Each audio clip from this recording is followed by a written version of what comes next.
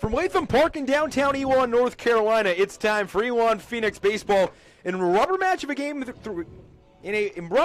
a three-game series against the UMass Lowell Riverhawks. Welcome inside our broadcast, folks. Jay McBlake alongside Connor Witso on a beautiful Sunday afternoon for baseball. And Connor, yesterday we saw another great pitching performance for the Phoenix that powered them to their fifth straight home victory. Absolutely. The Phoenix saw a lot of Bauer power yesterday. He pitched 6 innings with 2 hits, 1 run, and 6 strikeouts. A very good performance by the freshman pitcher. And on the other side, UMass did not have as good as a day from Duffy. 5 innings pitched, 3 hits, 4 runs earned. No, 1 run earned, but with 4 runs scored. 4 balls, 1 strikeout. Very different scenario between the two pitchers yesterday. Talking about Spencer Bauer, great second start from the freshman, earned his first collegiate victory. 6 innings pitched, and that curveball slider combination working all afternoon long. 6 strikeouts and then 3 walks, all coming in a 5th inning, which was really the only inning he had in which he got in any trouble. The only inning in which he did not retire the Riverhawks in order. F8, 2 walks, hit by pitch, and a box, scored the only run of his outing, but the bullpen also doing a fantastic job between Kyle Greenler and Joe Sprague. 3 shutdown innings, only allowing 1 run. And they did a good job yesterday. Total of 10 strikeouts between the 3 pitchers. Absolutely amazing. And I think we also need to mention the first inning explosion yesterday. 3 runs off of UMass's Duffy. Unbelievable performance. 3 runs off of 3 hits. First 4 batters reached base. Tyler Cranston started things off, got on to first base with an E5. Then it was Ida Cernia walking. Singles from Sponseller and Stonehouse brought home 2. Then Anthony Gallison a double to score the 3rd run. And then the Phoenix really got shut down. Able to manufacture a run in the 6th and the 7th, but besides that, only 1 hit the rest of the way. Yeah, they weren't as hot as they were for the rest of the game. The only times that they scored after the first inning was in the 6th and 7th, only scoring 1 run in both of those innings. Can't say too much more about UMass. They only scored 2 runs the entire game, 1 in the 5th, 1 in the 8th. A lot of runners left on base, though, yesterday. Weren't able to really get anything going. Final line, Bauer with the win, Duffy with the loss. Joe Sprague gets his first save of the season. For Elon, 5 runs on 4 hits, no errors for UMass Lowell. 2 runs, 4 hits, and 3 errors. Look ahead to today. Let's whip you quickly around the Colonial Athletic Conference. 9 games in action today, including Elon and UMass Lowell. Delaware, North Carolina A&T, just getting underway a few minutes ago. That game in the top of the first inning from Boiling Springs, North Carolina. Hofstra plays LaSalle to finish up their 3-game set. First pitch just about 8 minutes away. A noon time start. 1 o'clock in William and Mary. Fairleigh Dickinson will take on the Tribe to finish up their 3-game set. Northeastern, South Florida. Northeastern, busy weekend for them. Red Sox on Friday, and then a 3-game set against the University of South Florida. Game 3 of that matchup gets underway at 1 o'clock. Towson and High Point also underway at 1 o'clock, as well as Quinnipiac JMU, Youngstown State College of Charleston, and then one last game on the docket. Marshall and UNC Wilmington gets underway at 3 o'clock. So look at the starting pitchers today. First, for the Elon Phoenix, it'll be Dean McCarthy, the senior out of White Plains, New York. Connor, last start he had against Delaware State. One of the performances of the weekend in the CEA for a pitcher. 6 inning pitched, just 1 hit, no runs allowed, no walks, and 7 strikeouts, earning the win in that matchup. And he's done phenomenal not just then, but this entire season so far. McCarthy has a 0 ERA in 2 games so far, or 1 game so far this season, I believe. But 6 innings pitched, 1 hit, no earned runs, 7 strikeouts so far. He has been dominant this season. Dominant against Delaware State, hoping to be dominant today against the UMass Lowell Riverhawks, as they'll send Sal Fusco to the mound, the sophomore out of Colony, New York. His first start of the season against Canisius. 4 innings pitched, 3 hits, 4 earned runs, 5 walks, gave up 2 home runs, but a lot of strikeouts as well. Set a career high with 9 strikeouts and a 14-4 UMass Lowell victory. With with a 9 ERA so far this season. Hasn't performed as well, although you did mention the strikeouts. He has been very good there with 9 of those, but it is the walks that has killed him so far this season, with 5 walks so far and 4 earned runs. That is what is shooting up his ERA so far. So hopefully for him, he can do a little bit better today, keep those walks down, get in a bit, be able to bring down his ERA for the season and do a lot better. Well, we look at the starting lineups today. First for the UMass Lowell Riverhawks, we'll see who Dean McCarthy will be facing today. Leading things off is Jerry Siracusa. Keaton Calero bats in the 2 hole. Joey Castellanos bats third. Vinny Martin bats in the cleanup spot. Then Kieran Devaney, Robbie Gallagher, Kyle Maurice, Ryan Proto, and Johnny Gilbride round out the order. A little bit of a different look for the Riverhawks. Absolutely, and if with the Riverhawks, I think something we want to mention is the batting averages for these players. It seems to go their averages seem to be not as good as you go farther down the line. We're starting at the very top, 4.12 ERA for Siracusa, very good there. But then as we go down, we'll get 2.38 from Calero, and then a 3.04 from Castellanos, 4.62 from Martin, and then it keeps going down from there, 125, even at 8.83, .083 for Marcin.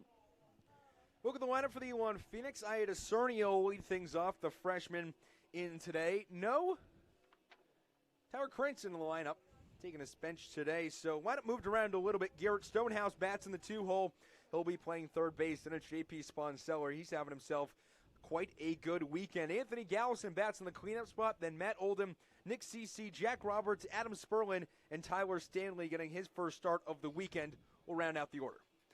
And a different story for the Elon Phoenix. They have very good averages all down the line. 357, 273, 355, 353, just to mention those. But I think something that should be mentioned is where players lack in average, they gain in slugging and on base percentage. For example, Aida Suda with a 2.27 average, but a 296 on base percentage, which is quite good for the freshman lefty. So, Connor, 3 keys to the game for an Elon victory today. Definitely keep their batting up. They did not do as well on batting yesterday. The day before, they did phenomenal, beating UMass 10-0. Yesterday, 5-2. Not as well. They need to keep their bats up. That is something that Elon has been very good at so far this season and in the past. Another thing is pitching. Elon is very good at pitching. They have a history of good pitchers. Sent multiple pitchers to the majors last year. In fact, sending one of their best pitchers in the first round to the Seattle Mariners. Seattle Mariners. Thank you. So those are the 2 key things they need to do. Between the 2 of them, I'd say it's definitely batting. Keep your bats going. Don't leave guys on base. Well, the Phoenix look for weekend sweep number 2 on the season from here at Latham Park. First pitch coming up next. Stick with us on Elon Sports Vision.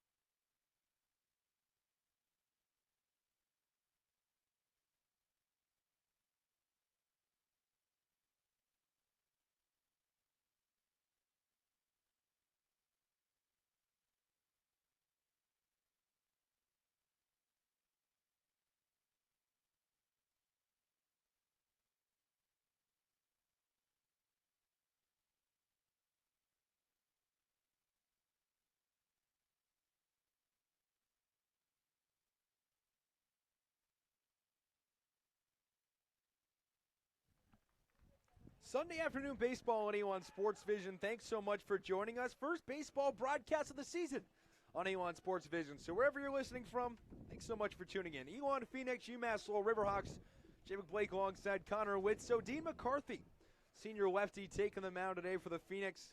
He'll face the top of the order of Jerry Siracusa, Keegan Calero, and Joey Castellanos. Let's take you around the defensive alignment for the Phoenix today. Anthony Gallison starts in left, Ty Stanley in center, Alex Iadacernia in right, Stonehouse and Sperlin on the left side of the infield. Roberts will play second, Sponseller at first. Behind the plate for his third straight game will be Matt Oldham. We saw his arm show off yesterday. 2 runners cut down in what was a fantastic day behind the plate for Matt Oldham. Really fantastic, series long for Matt Oldham. And that's absolutely right. Matt Oldham, absolutely phenomenal, both behind the plate and at the plate as well. He has so far this season had a 5.53 ERA in this entire series so far. Dean McCarthy, CAL tournament team a year ago, had 1 start last year, and it was in the CAA championship game.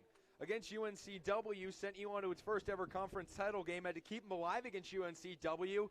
They were in the 1-loss bracket, couldn't lose 2 games, double elimination in the CAA tournament. So they needed to beat UNCW twice. Got his first ever start of the season against UNCW, then proceeded to throw 6 2/3 innings with 8 Ks, 2 walks, and a run. Quite the start from the junior. He'll be out there today, standing in at 5'11", 190 pounds. Went to Harrison High School in White Plains, New York. Jerry Siracusa will lead things off. Once again, a little bit of a different lineup. Siracusa was batting in the 7th hole a day ago, with his batting average up to .412. Leads the team with 7 hits, 2 walks on this season. As we get ready to go, as he'll step in from the left side. Elon wearing their weekend Sunday gold uniforms, red numbers, white pants, white hats, red front panel. And for UMass Lowell, they'll counter with the gray jersey, blue numbers, gray pants, and blue socks. McCarthy sets, gets his pitch. First pitch of the day, bunted towards first base line, rolling foul, and picked up foul by Sponseller. First pitch of the day, he'll roll foul for a strike. Count goes to 0-1. And that was a little bit sad for Siracusa. Perfect bunt right down the line, just rolled out of bounds towards midway down the line. Siracusa a day ago, 1 for 3. Got a single to start off the top of the 3rd inning a day ago. McCarthy out of the stretch. 0-1 fouled off, 0-2.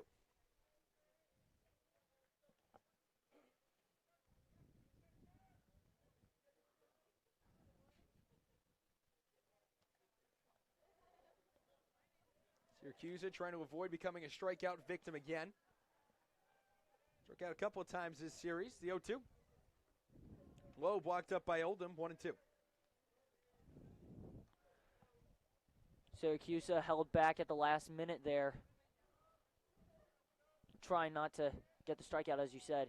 McCarthy started off this game settling around anywhere between 88, 89 miles an hour on that fastball.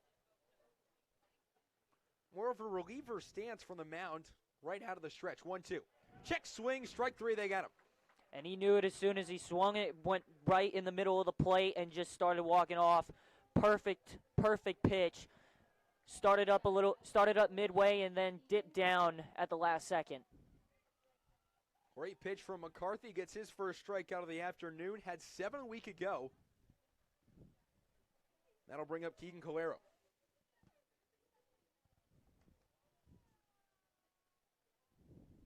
First pitch to him.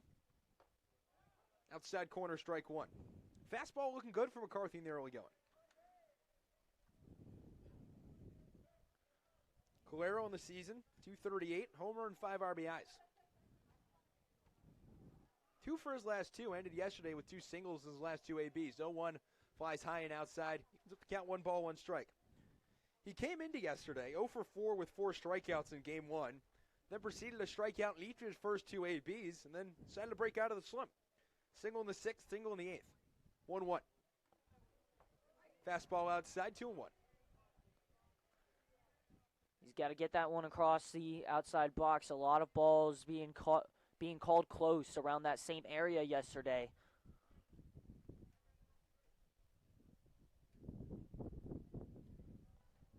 Two-one pitch. Popped up, Sponseller retreats over towards the Elon dugout, settles under it, makes the catch for the second out of the inning. Good performance. Able to get under it quickly, get the ball. That's not always easy, especially going backwards. Especially at high noon, that sun really right above you. Had to battle the sun. Makes the catch nonetheless.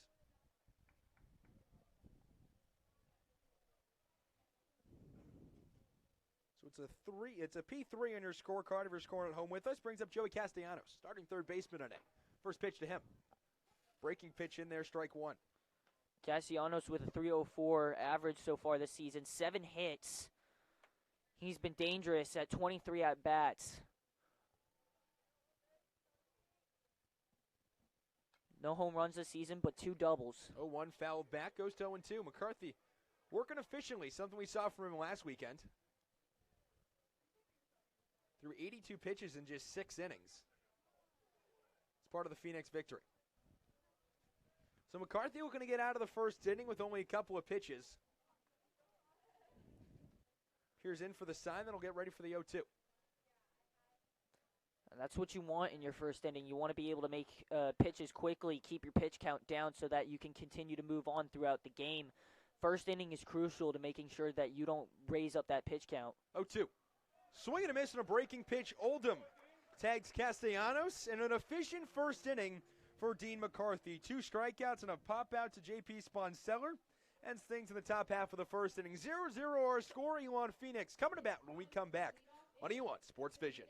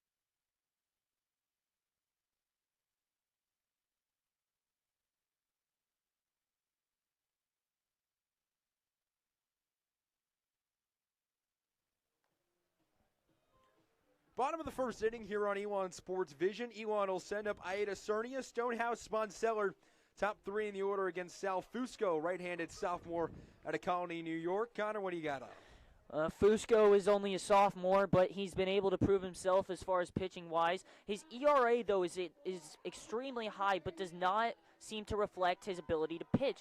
He had, in 33 innings last year, he had 25 strikeouts, which is funny, but it is the balls that is getting him the high ERA. Walks at a very high rate with 40 last year, 5 so far this season, having it be an early season. But that is where he needs to do better in his walks. First pitch of the afternoon to Alex Aida Cernia.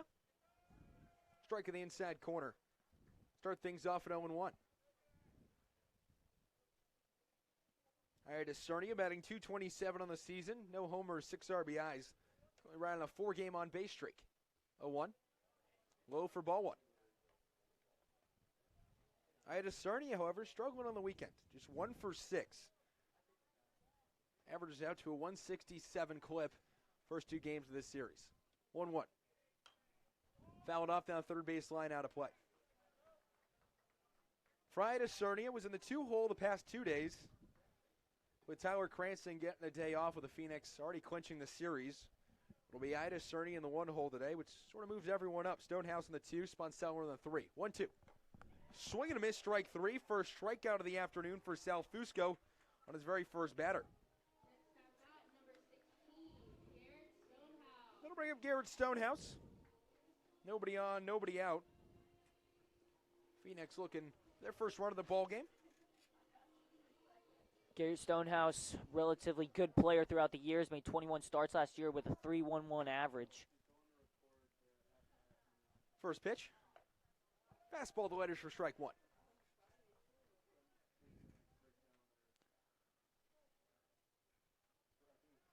Fusco bringing a little velocity today, sitting anywhere between 92, 93 miles an hour on his fastball. The 0-1. Fastball on the outside corner, strike 2. And it really has to be the control with Fusco, because this is really the most velocity Elon's seen all weekend. It's absolutely incredible. I mean, especially not just for Elon, but for college in general. You get it in the 90s. That's pretty fast. 0-2. Breaking ball. Spoiled down the first base line. We'll do it again. For Elon, especially last weekend, no one threw above 83, 84 miles an hour for Delaware State in the first 2 games of this series. 87's about the most Elon's seen. So a little uptick in velocity today. 0-2 to Stonehouse. Inside corner, strike 3. First 2 retired by Fusco on strikes. This one looking, and that'll bring up J.P. Sponseller. And I'll admit, I was shocked by that. That was very inside and a little bit high there, but was able to trick Aida Suda as well. Kevin Morgan, the home plate umpire today, making the call. We'll bring up J.P. Sponseller. The ball hard really every game this weekend. Friday, his first career home run. Yesterday, single as well. First pitch to him's high for ball 1. Sponseller. It's one of the most lethal swings we see in this order. That's why he's batting in the 3-hole with Anthony Gallison behind him. A lot of high exit velos. 1-0. Sponseller flares this one out to left field. Gallagher coming in on it. Makes the catch then the first inning. So Dean McCarthy retires him in order in the top of the first. Sal Fusco does the same in the bottom. And look at this, most likely for a pitcher's duel today. 0-0 at the end of the first inning. We head to the top of the second. Middle of the order up, Martin, Devaney, Gallagher when we come back on Elon Sports Vision.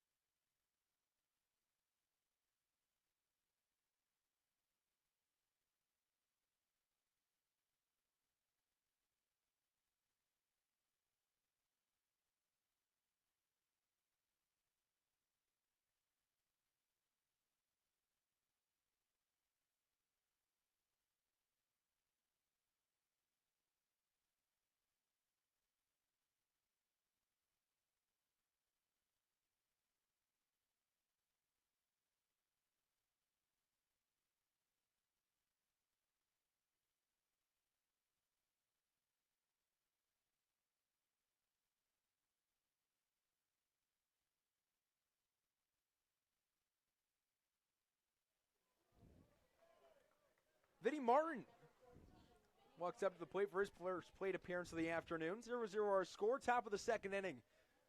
Shavik Blake, Connor Witzel alongside with you. Thanks so much for joining us. Beautiful Sunday afternoon from here at Latham Park.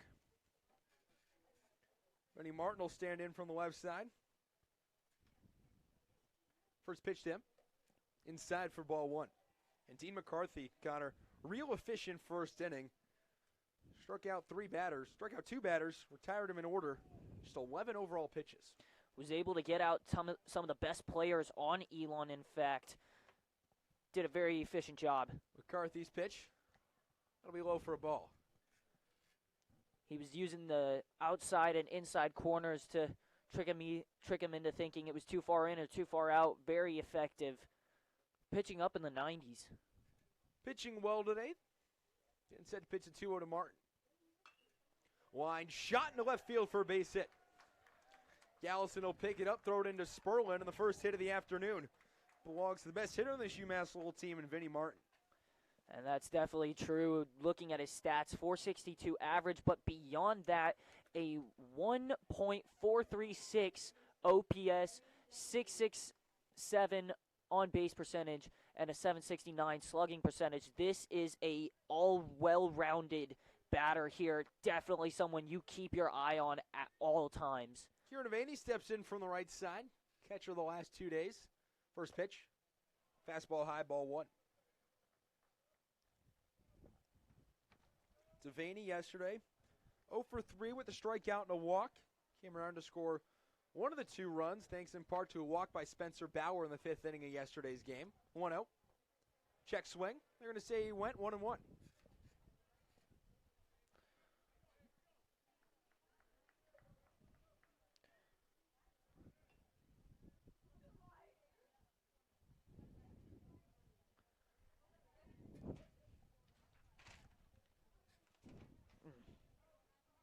One. Grounded through the 6-5 hole into left field. Gallison will pick it up. Back-to-back singles right through that shortstop hole. And it'll put runners on first and second.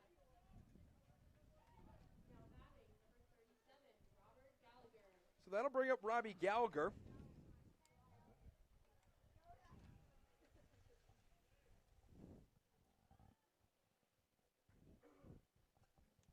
Nobody out here on the top of the second inning. Elon and UMass Lowell tied at 0, but 2 quick hits off of Dean McCarthy. And UMass Lowell's in business. First pitch to Gallagher, shows bunt. Doesn't offer, pitch outside for ball one. Elon going to have to be very careful both defensively and pitching so far in this inning. They're going to look to move their runners here. When you see Stonehouse playing on the grass, Von Stellar as well, but you got to make sure that Stonehouse either stays at home or they're going to wheel around. Big swing and a miss and a fastball, even things up at 1-1. And another. Because you know Sponseller's coming in. You know he's going to crash. Roberts is going to go to first. Sperlin's going to go to second. And then that leaves Stonehouse being the only one to go to third base. McCarthy will crash as well. So McCarthy's got the whole third base side. Sponseller at first is going to get the whole first base side. And Olam's going to get anything out in front of the plate. All you can do is hope he doesn't hit it right over the infield. 1-1 shows bunt. Look to offer, pulled back, strike anyways, 1-2 the count. Now that really takes away the bunt. Gallagher a day ago, 1 for 3 with a walk and a single, 2 strikeouts as well.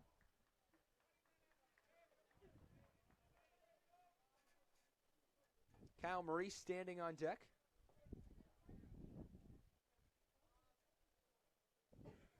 One-two pitch. Breaking pitch on the outside corner, strike 3, got him looking. And that was just absolutely beautiful. Just got across the plate through the strike zone. Kyle Maurice comes up to the plate now with runners in first and second, now 1 out. And you're right, Connor. Beautiful pitch right in the outside corner from McCarthy. Got that lefty break already on his fastball. Doing a little more with that slider. It's one of those pitches where you know it as soon as you see it, and you're hoping the umpire didn't catch it. First pitch, swing and a miss and a breaking pitch. Strike 1. And now McCarthy looks like he's settled it. Hit to Martin and Devaney. Now he's getting to the bottom of the order, which is just all series long not been there for UMass Lowell. Combined 2 for 30 with 14 strikeouts. a pitcher's doing well when the team's making big swings. 0-1 to Maurice. Fastball outside corner, 0-2. And missing. Missing big time. 0-2 the count now to Maurice. He'll step back in. McCarthy looking for strikeout number 4 already. McCarthy's got that swing and miss ability. Saw it a season ago, 49 strikeouts and 41 innings pitched. Showed up against big teams as well as time called by Maurice. He'll step out of the box. Showed up against big teams as well. 11 strikeouts in 6 1/3 innings pitched combined against a ranked Wake Forest team, number 1 NC State, and number 12 ECU.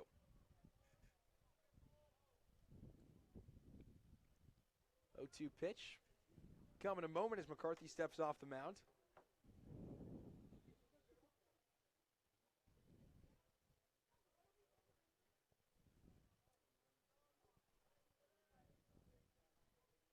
Maurice stands back in.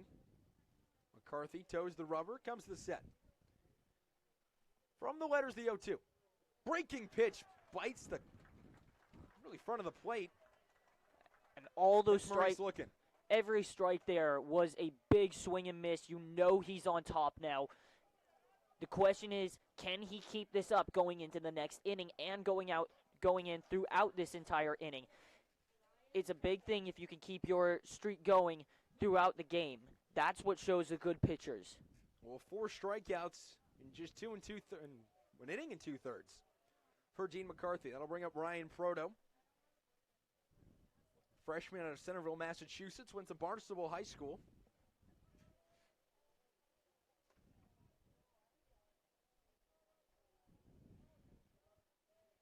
First pitch to him. Grounded foul towards the UMass little dugout. Proto doesn't play a whole ton. He's only had 1 game start this year in 2 games played.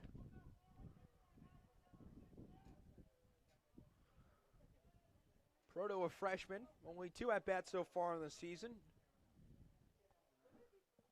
He doesn't have a hit in either. Doesn't have an average. 0-1. Fastball high and outside, 1-1. And a rare miss wide from Dean McCarthy. He's going to take a walk around the mound, step back on the rubber. So it's like he flew a little bit too far open on that pitch. Can't let those bad pitches get to you. It's good that he takes a little time. So Ryan Proto sits back into the box. McCarthy back on the mound. 1-1. Checks second.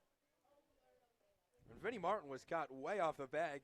Only problem was neither Sperlin or Roberts were there for McCarthy to throw to. So 1-1 the count still. 2 runners on, 2 outs. Score tied 0-0. 1-1. Off-speed pitch outside. Count goes 2-1. Got to reel it back in now.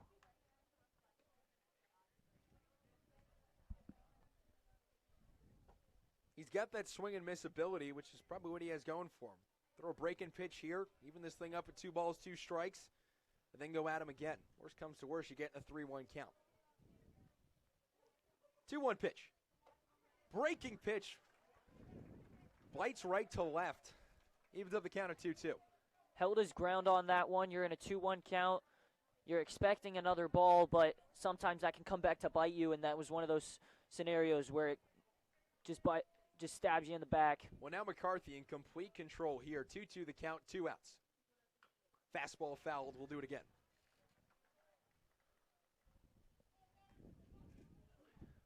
Good swing by Proto, just wasn't able to get on top of it or on underneath it. Able to just foul away that fastball as we'll do it again at 2-2. So 2-2, 2 outs, 2 runners on.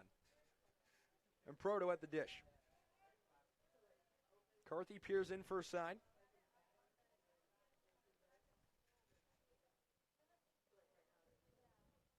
Comes set, fires. Fastball high and outside. Makes count full. We'll do it at 3-2.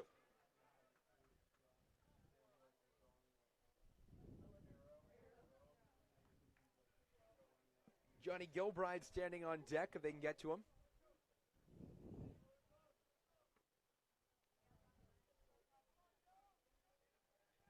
McCarthy peers in for his side, one pitch away from getting out of a jam that saw Martin and Devaney start off the inning with 2 singles. 3-2 payoff. Grounded to second, Roberts picks it up.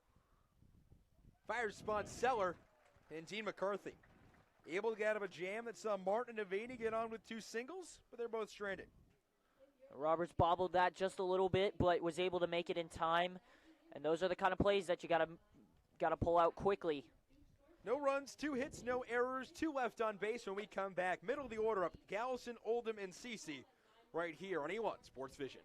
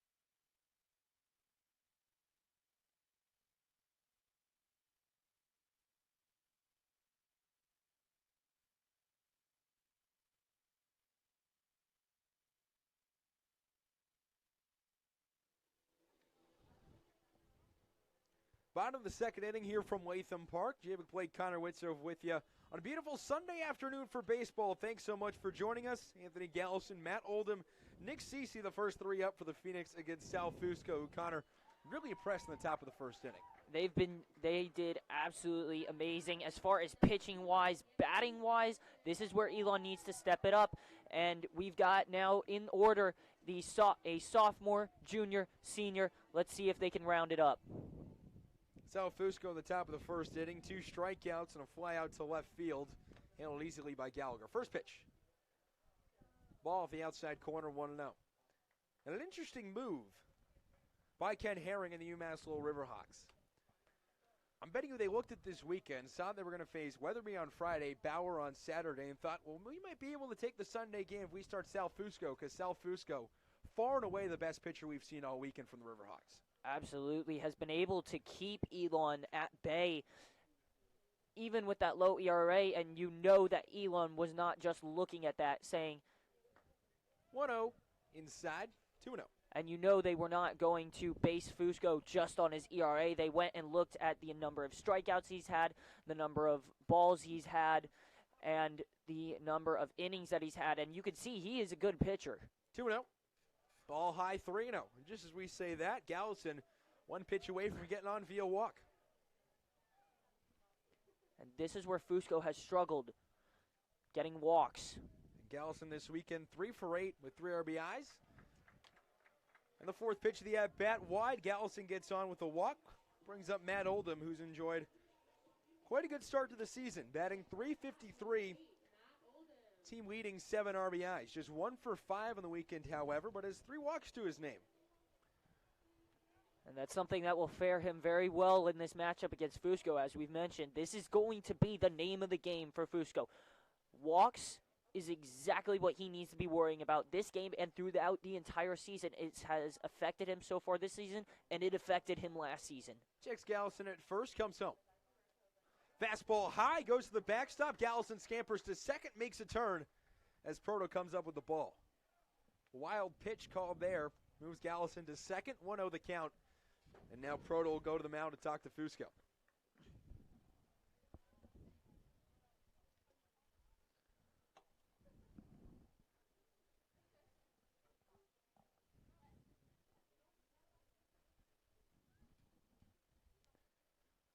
Oldman, someone they want to be very careful with here. 353 average, but even more on top of that, has a 991 OPS. That is absolutely incredible. 520 on base percentage. Time called by Oldham. He'll step out of the box. Oldham leading the team in walks, which, again, helps that on-base percentage. He wants to looking for the first hit today. Pitch to Oldham. Fastball high. Now 6 straight balls thrown. Looks for Fusco. It's the release point a little too high. We saw in the first inning that release point perfect. Then missed a little bit in warm-ups. Tried to overcompensate, I think, as far as that's concerned. He's throwing a little high here. So 2 of the count. Runner on second. Score tied at 0. Oldham looking for RBI number 8. Is the ball high? 3-0. And you want to be loose with that arm when you're pitching, but you don't want to be too loose where you, as you mentioned, pitch up high. So that's something he's got to get under control. Just a matter of release point. Has to find that sweet spot. 7 straight balls thrown to start the inning. Oldham way ahead here with a 3-0 count. Pitch on the outside corner, strike 1. That was a good call by the ump. Got it right on the corner.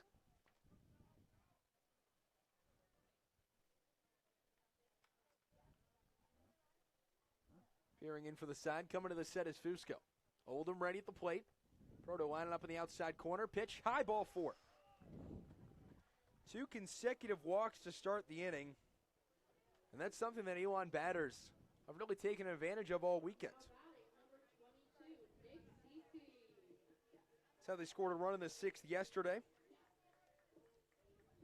Able to take advantage of a couple of mistakes in the 3rd on Friday. So that brings up Nick Cece. Came in as a pinch hitter first 2 games of this series. DHing today, batting 6th. Steps in from the right side.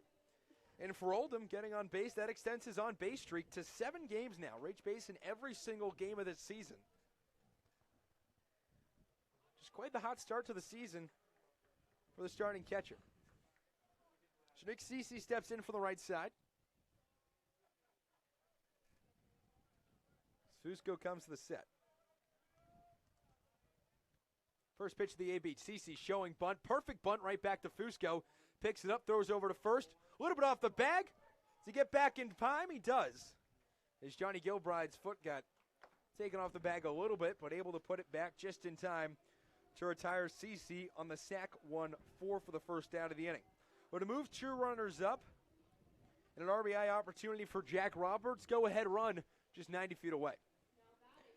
Jack Roberts batting .357 so far this season. 900 OPS with a slugging percentage of 429. And he's got some good odds right now to bring Elon up. It's really been Roberts and Sperlin up the middle all season long. Second best batting average on the team at .357. They'll call time step out of the box. Roberts, native of Frederick, Maryland. Played his high school baseball at St. John's College High School.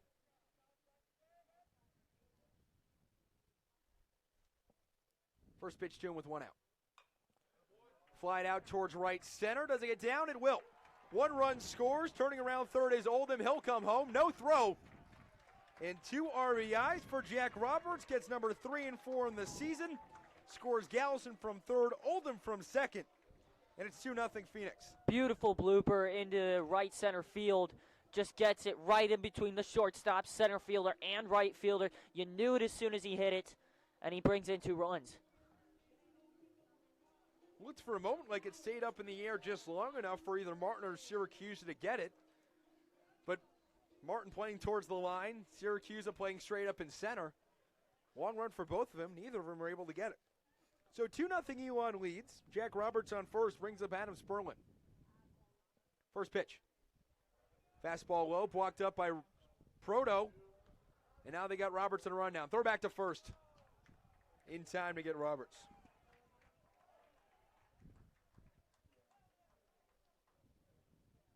So after a beautiful bloop spingle, Jack Roberts got caught going to second on a ball he thought Ryan Proto wasn't able to find. So Roberts retired, picked off on a 2-6-3.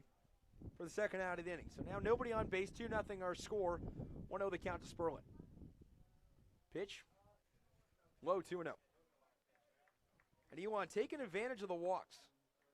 2 walks by Fusco. Able to score 2 runs on just 1 hit.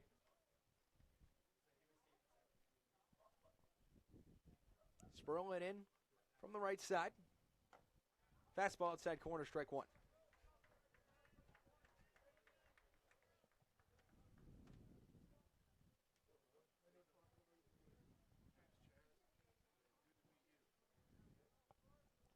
Fusco trying to get out of this inning without any more damage. 2-1, big swing and a miss on a fastball, leaving things up 2 balls, 2 strikes.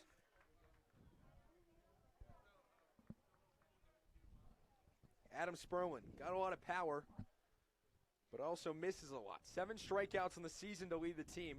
It leads the team in slugging percentage as well with a .682 clip. 2-2 pitch. Curveball. Battled back, will do it again. Did the same thing last year. Started in all 53 games, but only batted 216. But had 33 runs and 20 RBIs, 27 walks. 2-2 to Sperlin. Pitch only went about 54 feet, bounced over the shoulder of Proto to the backstop. So 3-2 our count. And last year, Sperlin's first season with Elon, a transfer from Florence Darlington Tech, JUCO school there. Played his first season at Augusta University, a Division II school, back in 2017.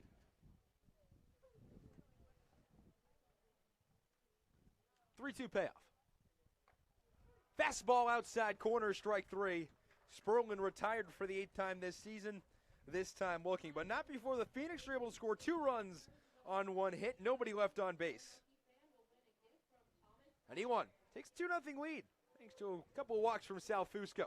Dean McCarthy back of the mound when we come back to face 9-1-2 in the order right here on Elon Sports Vision.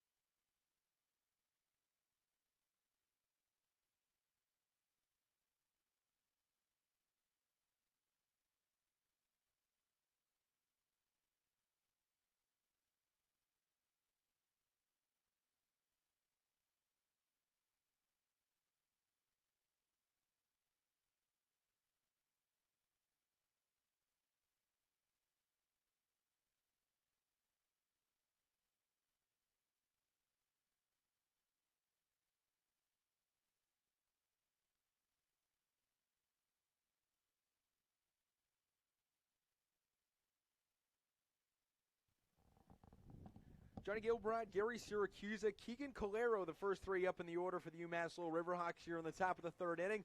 Let's take you around the CAA scoreboard. Top of the 7th inning, Delaware leads North Carolina A&T by a 7-6 score.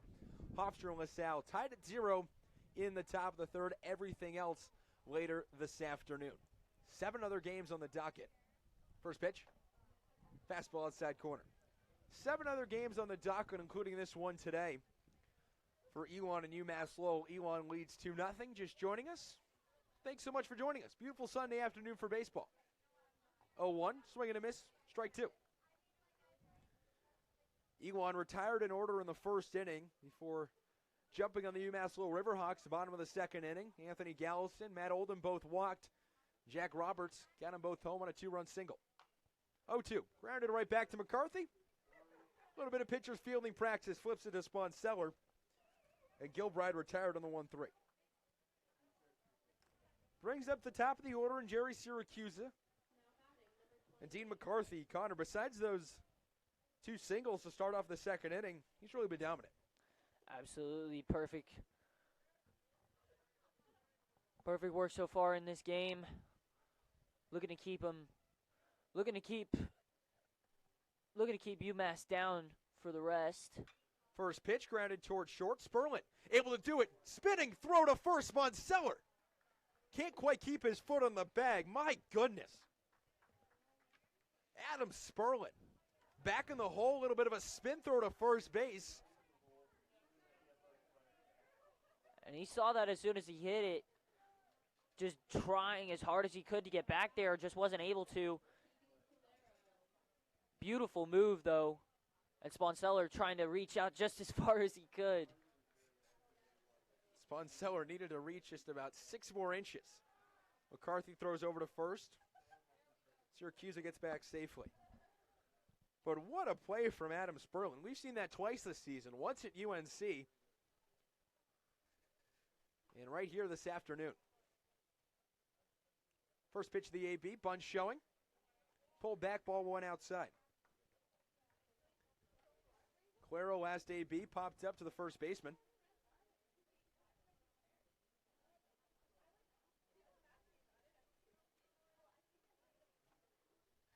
1-0 pitch. Swing and a miss, evens things up at 1-1. And Sperlin and Roberts up the middle. Seen a couple of times this weekend. Just a great tandem up the middle for the Phoenix. Calero gets set to the plate from the right side. McCarthy waits. Checks again, kicks and fires. Swing and a miss, 1-2. And Connor, fastball looking great.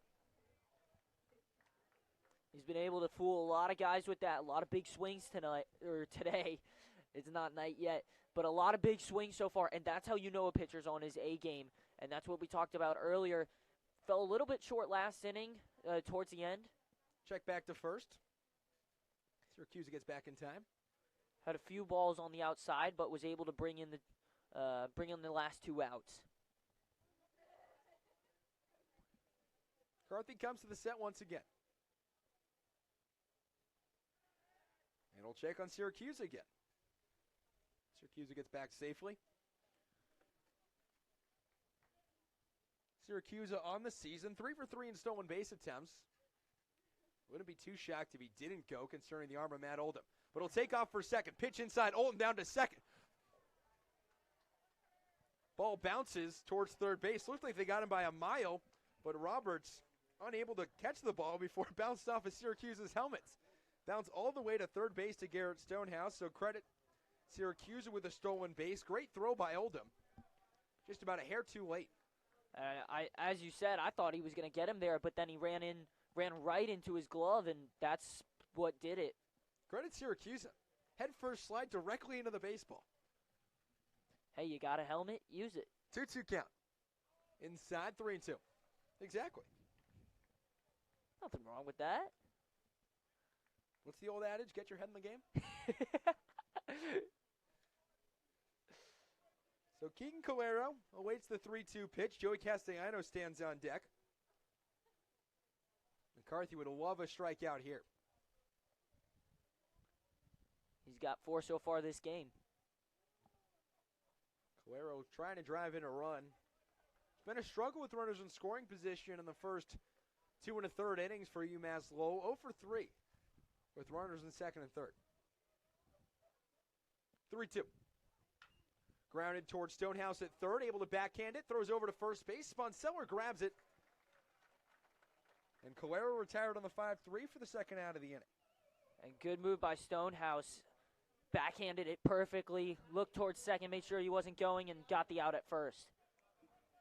Great play from Stonehouse. How about the defense we're seeing from Sperlin and Stonehouse? I got to say that. Backhand played it on the third base line. Plenty of time to get him. Left side of the field, don't hit it that way. Maybe UMass should make a note. There's only been a couple of ground balls. Joey Castellanos, last time he was up, struck out. Comes up with 2 outs and a runner on second. Pitch in there, throw to third.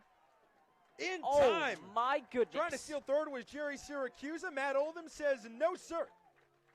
And I am just speechless. That was beautiful. Great move by Ullman. Quick shot straight to third base. Getting behind the batter, too. Well, if there's one thing UMass Lowell has learned this weekend, it's don't even bother running on Matt Oldham. You might as well be stealing off of Wilson Contreras, you know? One hit, no left on base. UMass Lowell retired in the third. Sends us to the bottom of the third inning. Elon Phoenix up by 2. You're watching Elon Phoenix baseball on the Elon Sports Vision.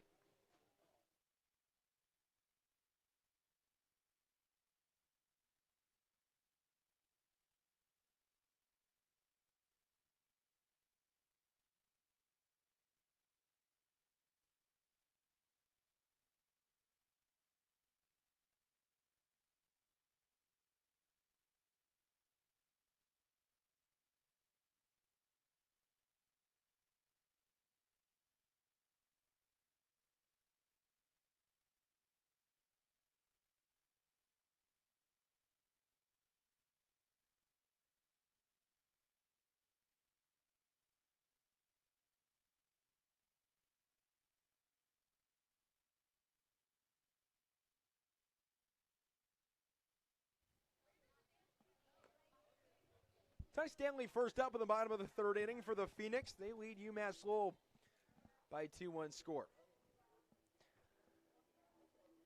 Sal Fusco out for his third inning of work. So far today, 2 innings pitched, 1 hit, 2 runs allowed, 2 walks, 3 strikeouts, throwing just 28 pitches.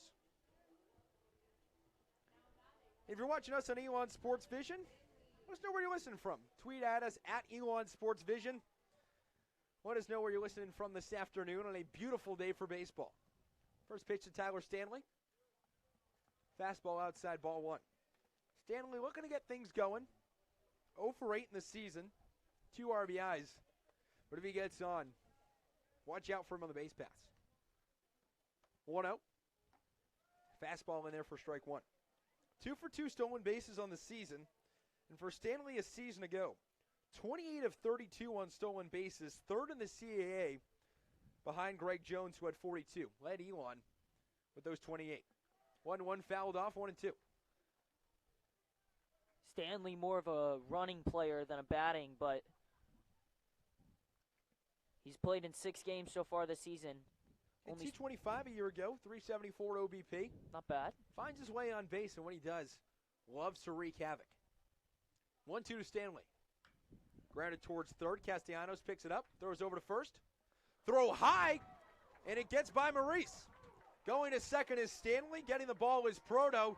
Stanley gets into second, and Elon takes advantage of an error. And the first thing you notice right off the bat is Stanley, a very fast runner, definitely was making Castellanos nervous there, and he just overthrew it. Felt like he didn't have enough time, and I think even if he did throw a perfect pitch, it was going to be close. Second time we've seen that from UMass Lowell third baseman. First batter of the ball game yesterday, Tyler Cranston, a shot to third base. Marola wasn't able to come up with it. Other than the third inning, Stonehouse hit basically the same exact play, and Marola sailed it wide. So Castellanos doing a little bit more of the same today. Puts an Elon runner on second thanks to the E5. And I'll bring the top of the order and Alex Iadacernia. Always one of the best walk-up music, one of the best walk-up songs in this whole team. Little Andre Botticelli. Get your blood flowing before an AB. All right, Iadacernia 0 for 1 today. Struck out back in the first inning. But has a runner on second. Fastball outside corner to strike 1. Castellanos is looking for bunt. Pulled in towards the grass on the third base side. And with a 2-0 ball game, and Iadacernia, someone who can definitely put some muscle on the baseball, be kind of surprised if he bunted here. Well, you can kind of see why they'd be looking for the bunt. With Stanley out on second, they know he likes to run. Breaking pitch, just high, evens things up, 1 ball, 1 strike. And you know they're looking for him to run, so that is definitely, I can see why they'd look for the possible bunt. Stonehouse on deck, spun Seller in the hole. 1-1 the count, Stanley on second. No outs here in the bottom of the second inning. Bottom of the third inning, Elon leads 2-0. 1-1. Ball high, 2-1.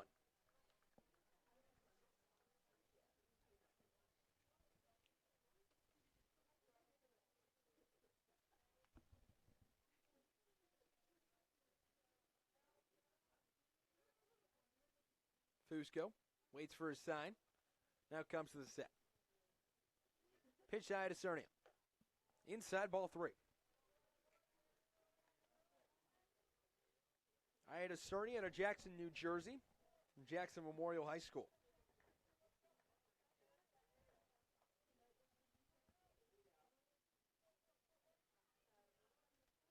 So 3-1 the count. Ida Cerny, 1 ball away from getting on base. Delivery. Pitch high, ball 4 gets by Proto. Stanley goes to third. Wild pitch the call. And a walk puts Ida Cernia on first. Garrett Stonehouse comes up with runners on the corners. And still just 1 hit today for the Phoenix. But Stanley just 90 feet away from scoring. And it's all because of the wild pitches and the balls. That is something that we've talked about all day long. And I think we're going to keep talking about it. But Fusco needs to get control of that pitch. He's good when he has control. Can pitch in the 90s and can pitch effectively when he's under control. But when he's not under control, that's when you see guys on base. I think that's the difference between, you always hear the difference between being a pitcher and being a thrower. I think that's where that difference comes in. First pitch. Big swing and a miss and strike 1. Being a pitcher, knowing where to locate your pitches, having command of all your pitches, and being a thrower, just rearing back and throwing. Sometimes when you get a guy throwing at 90, 92, 93, he might not have complete control. As UMass Lowell already has someone up in the bullpen. Just 38 pitches on the afternoon for Fusco. And it's not just Fusco that we could relate this to. It's check back to first base. It's Cerny gets back in time. It's any pitcher in baseball. It's just such a huge part of what makes you good at what you do, and that being pitching. We saw that last year with Dylan Betances at the New York Yankees. Got hurt for a little bit, came back, and his control wasn't quite there. Was just rearing back and throwing instead of trying to locate his pitches. 0-1 to Stonehouse. Pitch high, 1-1. You could even have said that about Aroldis Chapman at one point in time. Especially when he first came up with the Cincinnati Reds. Way out of control, had a spiking ERA. Hard to believe they brought him up as a starter. Much better as a closer now. Definitely much better as a one-inning guy out of the pen, especially at 104. 1-1 pitch to Stonehouse. Inside, 2-1. And he continues to miss high and inside. And we were talking about with McCarthy about an inning ago, all about that release point. Release point just a little bit too high for Fusco. Let's get a little more out in front.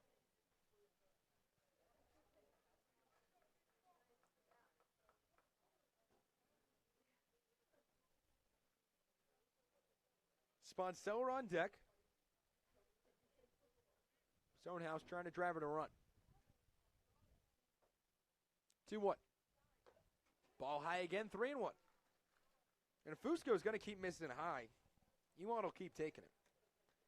The thing you got to do then is start trying to go low. Even if you go too low and go out of the strike zone, at least you're making an adjustment, and then you can start to feel your way back into your pitch. And one of the big things as a catcher is you'd rather a pitch miss low and you have to block it than it high and you have to jump. Much easier to block a ball than to try and get something a foot over your head.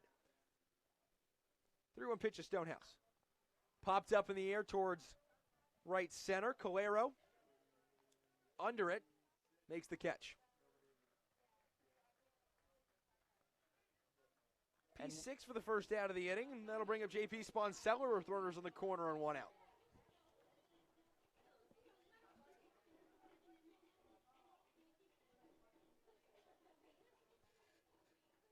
Elon still looking for that magical hit here in the third inning to drive in a run. It might just very well come off the bat of J.P. Sponseller. Infield just about straight up. Gilbride playing a few steps over at second base. First pitch is Sponseller. Driven out towards left field. That'll get the run in. Gallagher settles under it. Stanley tagged from third base. And he can practically walk home. Sack F7 from J.P. Sponseller gets the RBI, and the Phoenix get a run without a hit. They lead now 3-0.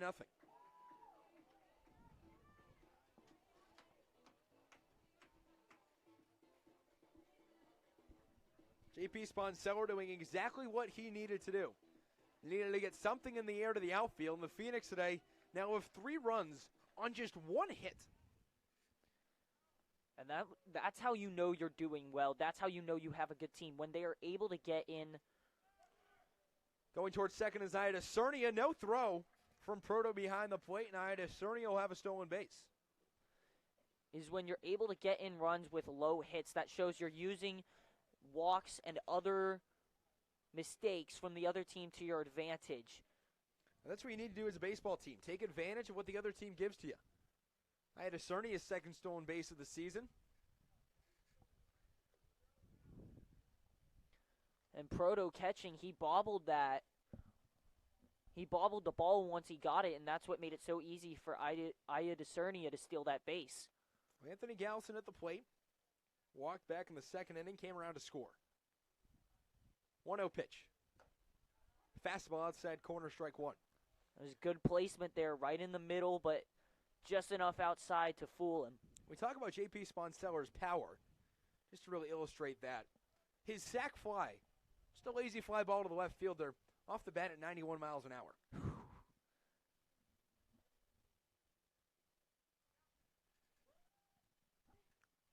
1-1 pitch to Gallison. Driven right back up the middle for a base hit, skips into center field. Rounding third is Ida Cernia, the throw home. Not in time, bounces off the mound, goes to the backstop, and now going to second is Gallison, the throw. Not in time. And that was beautiful base running by Gallison, watching for the throw to home, and just booked it as soon as the catcher had it in his glove. Right back up the middle for Gallison. Ball almost hit the second base bag before skipping into center field. Throw a little high from Syracuse on the way home, but Elon gets hit here in the third inning. They now lead 4-0, and we're going to get a pitching change. The day done for Sal Fusco. 4 runs, 3 of them earned. He'll be responsible for Gallison at second base. Head coach Ken Herring taking the ball from Fusco. We'll take a break. Well, the new pitcher when we come back right here on Elon Sports Vision.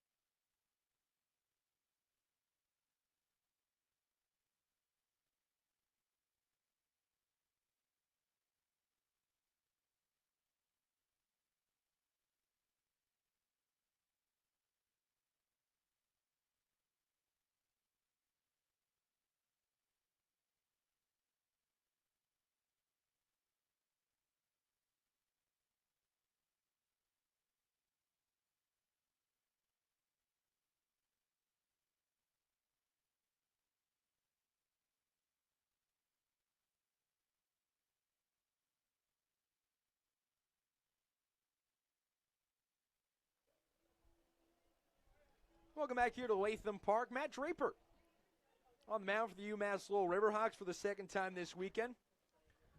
Saw him relieve Henry Fernaro back in the third inning, back in the fourth inning of game one of this series. First pitch to Matt Oldham off the outside corner for ball one.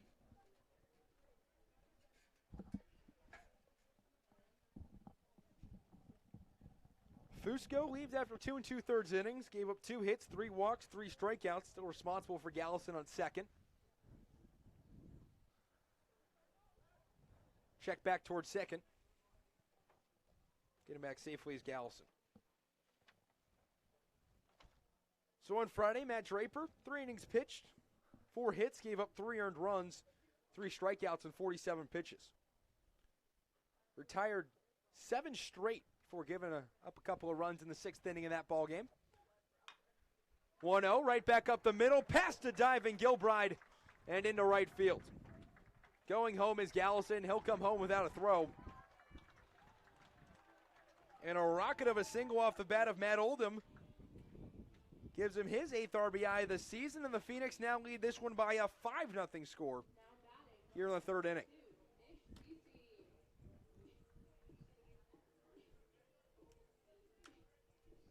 Nick Cece up to the plate. Last time up, sacrifice bunt. Phoenix have now scored 3 runs with 2 outs here in the 3rd inning. Lead this one by a 5-0 score. Oldham will lead off of first. Cece steps in from the right side. First pitch to him. Outside ball 1.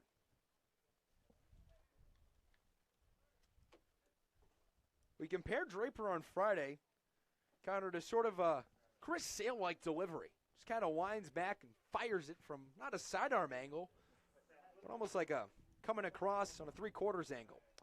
1-0 fouled back, 1-1. Yeah, and when used effectively, it can be very deceptive, kind of like an Andrew Miller kind of pitch as well, is what I'm kind of seeing. Miller and Draper, I guess, would be able to say, can make it look like it's about to hit you, and then it ends up in the far right corner. Pitch to Cece on the outside corner, strike 2.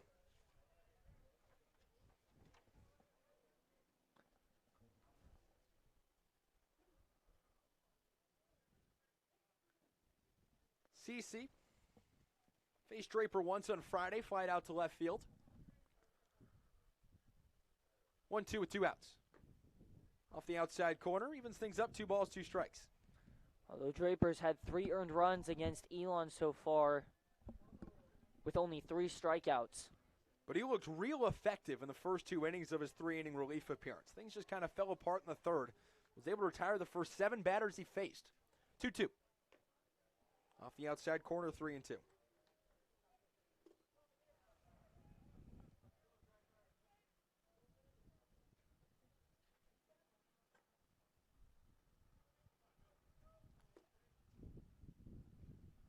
So with Gallison scoring, closes the line on Fusco. Officially 2 2/3 innings pitched, 2 hits, 5 runs, 2 of them earned, 3-2 grounded towards Gilbride, throws over to Maurice at first base, and that will end the bottom of the 3rd inning. For Fusco, just complete his line, 2 2/3 innings pitched, 2 hits, 5 runs, just 2 of them earned, 3 walks and 3 strikeouts. But it's all Phoenix after 3 here at Latham Park. They lead the UMass Lowell Riverhawks 5-0 on Elon Sports Vision.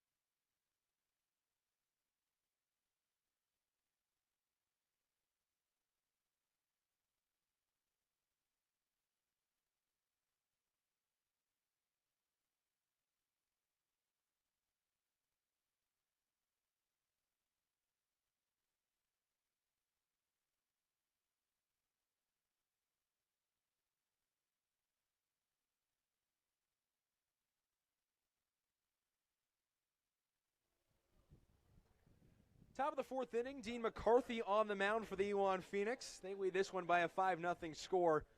2 runs in the second, 3 runs in the third.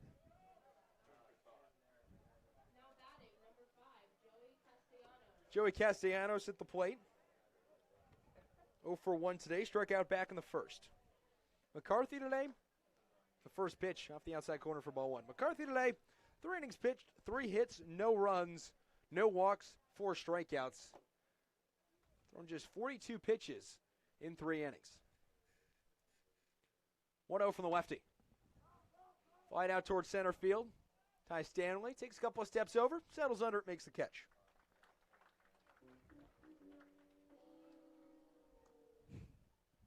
So, Connor, we're through 3 1/3 innings. Dean McCarthy pitching great and effectively today. What's impressed you the most about him? Definitely the ability to make guys swing and miss. That is huge in a pitcher, and being able to keep the number of walks that he has allowed to 0.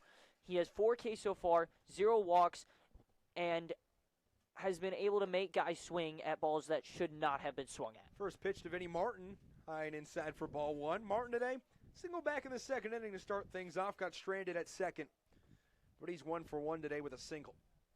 Came in today with a .462 average. Inside 2-0.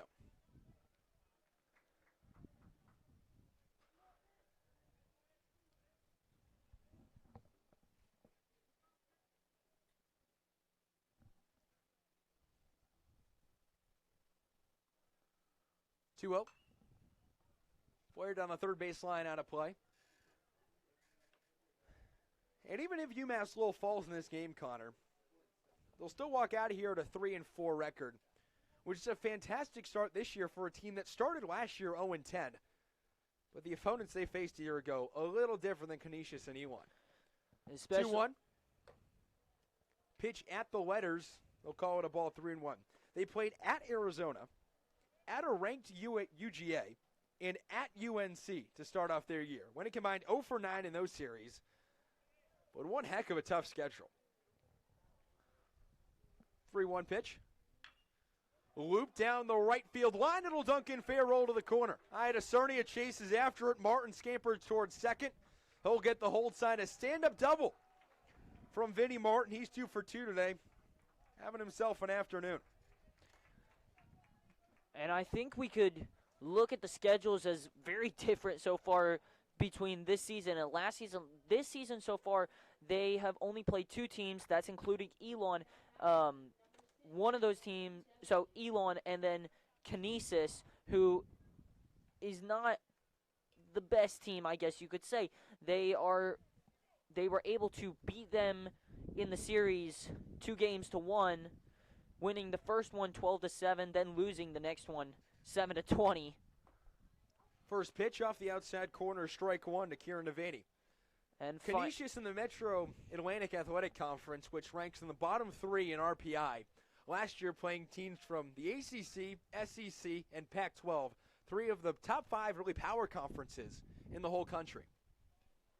And Elon in the CAA ranking right around the middle last year in RPI, which is what the selection committee uses for the college baseball tournament. 0-1. Driven into left center. That'll get down for a base hit. Turning around third and scoring will be Vinnie Martin.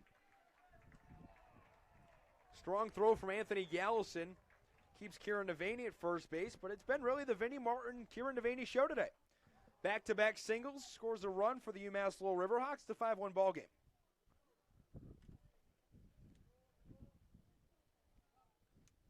And with it being a 5-1 ball game, the shutout streak for Dean McCarthy ends just shy of 10 innings. 9 1/3 is the official scoreless streak to start the season.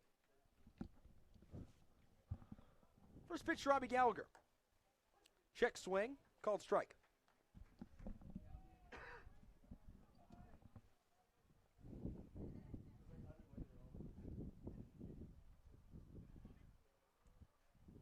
Gallagher struck out back in the first. Nubs this ball fouled on the third base line. So 0-2 the count. Gallagher's had a tough series. 1 for 3 yesterday with 2 strikeouts. 0 for 4 with a strikeout on Friday. And a strikeout today. So he struck out at least once in all 3 games. And it's just 1 hit, 1 walk on the series. McCarthy's 0-2. Breaking pitch. Almost looked like it was fouled back into the glove of Oldham.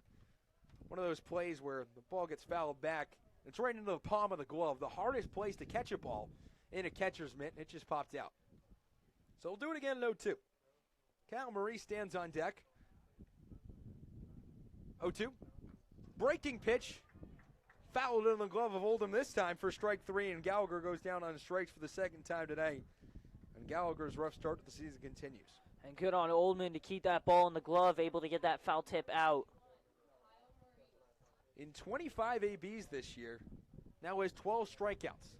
Puts his strikeout percentage just shy of 50%.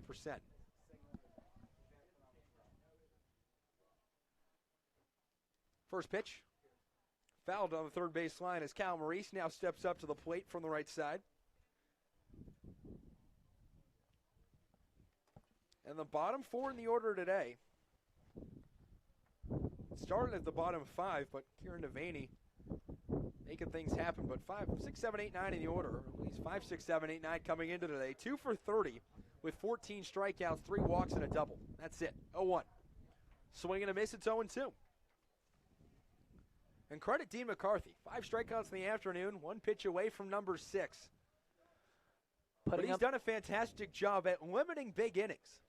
Lets a couple of runners on, but able to leave runners on really at will. And that's what we talked about earlier in the game. 0-2 to Maurice is high, 1-2. That's what we talked about earlier in the game, making those pitches, keeping guys from making it back to home plate. And so far, McCarthy, as you've mentioned, has done an amazing job keeping at a 1.93 ERA so far this game. That's out of 3 and 1-2 to Maurice. Breaking pitch inside. Evens things up at 2-2. That's out of 3 and 2/3 innings pitched. So far, there's been 5 runners on today for UMass Lowell. Stranded 2 in the second. Matt Oldham took care of a runner in the third, throwing him out by a couple of steps. Trying to steal third. 2-2 fouled away. We'll do it again. And then Vinnie Martin came around to score, but McCarthy 1 pitch away from stranding Devaney at first base. For Devaney, that RBI number 3 on the season. It's the 3rd run UMass Lowell has scored all series. 2-2. Breaking pitch outside corner, strike 3. Dean McCarthy, strikeout number 6. For Robbie Gallagher and Kyle Maurice. Their woes against McCarthy continue. Combined 0 for 4 with 4 strikeouts, and 3 of them looking on that dagger of a breaking pitch. We go to the bottom of the 4th inning. UMass Lowell able to get one back, but the score still stands Elon with 5. UMass Lowell with 1. Join us after this on Elon Sports Vision.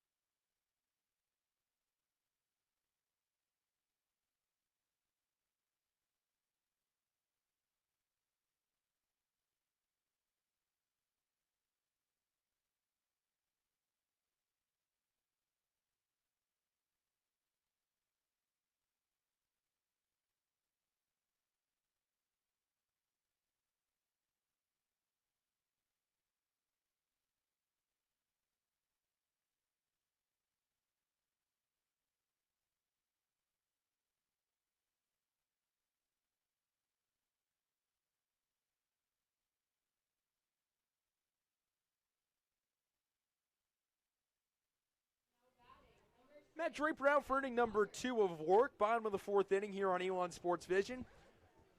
Jay Blake alongside Connor Whitso. Thanks so much for joining us. Beautiful Sunday afternoon. 56 degrees. A little bit of wind coming straight in. First pitch. Outside ball 1. Jack Roberts up first for the Phoenix in the bottom of the fourth. Had all two of the RBIs back in the second inning. 1-0.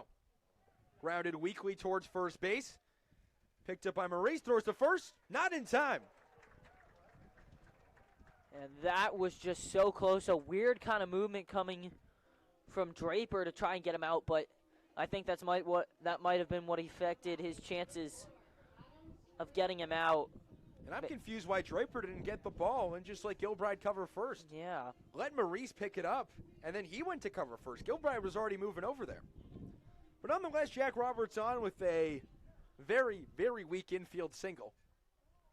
Puts him on first base for Adam Sperlin. First pitch to him. Fouled off. Sperlin struck out back in the second inning.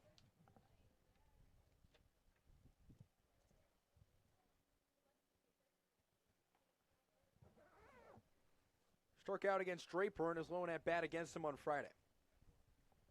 But Jack Roberts having himself quite the afternoon. 2 for 2, 2 RBIs.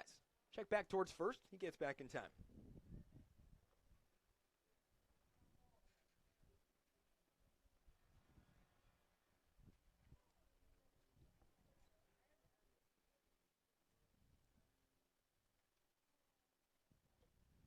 Oh, 1 to Sperlin. Fouled back, and now Matt Draper way ahead in the count, 0-2.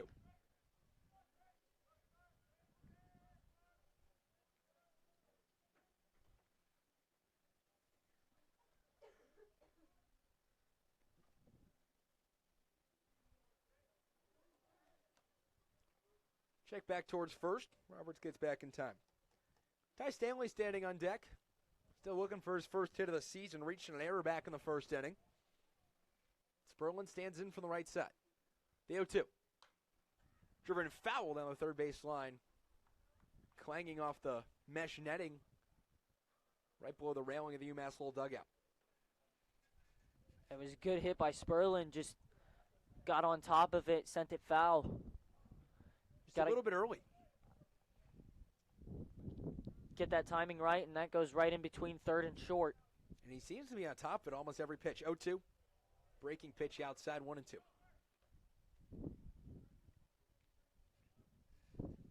And Elon with runners on today. They've done quite a nice job. 3 for 5, hitting 600. 5 at-bats today. Like you said, Sperlin. Just got to get that timing down. 1-2. Driven towards left center. Going back is Calero. Settles under it, makes the catch. And that'll bring up Ty Stanley. Just one out here in the bottom of the fourth. Just an easy out for UMass. And you were talking about runners on for Elon. They are averaging at 600 right now with runners on.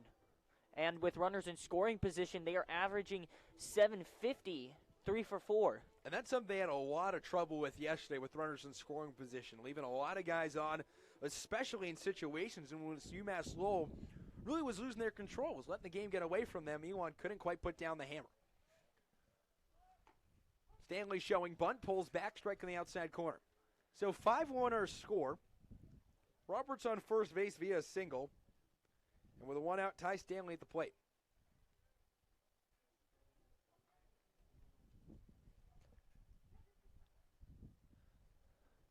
And if Stanley gets out here, flare down the right field line, giving chases Martin. Will find its way into the Phoenix bullpen. It's not over for the Phoenix because they go right back to the top of their lineup with Cernia, Stonehouse, and Sponso, but they've struggled a bit today. 0 for 4. Cernia walked Sponseller with a sac fly last inning. It's really been sort of the middle of the order. Galson, Oldham, C.C. Roberts. 4, 5, 6, 7. They've really done a bulk of the work. Have all 4 hits today for the Phoenix. 0-2 to Stanley. Grounded foul, will do it again. Well, when one part of your lineup is having a difficult time and the other part of your lineup can pick it up, it shows a well-rounded, good team. And right now it's showing a team that has a plus 42 run differential at Latham Park this season. And this is game number 6 at home. Looking to win their 6th straight at home. One game they've dropped all season was against UNC on Tuesday. That was against a very good UNC team. 0-2. Fouled off, will do it again. And you said it. Good UNC team. But credit Elon. Only allowed 7 runs in the afternoon. Was able to score a run themselves. And when you're Elon, it's a midweek game. You're not going to have Weatherby. You're not going to have Bauer. You're not going to have McCarthy going. Beating a ranked UNC team, little hard. 0-2. Fastball outside.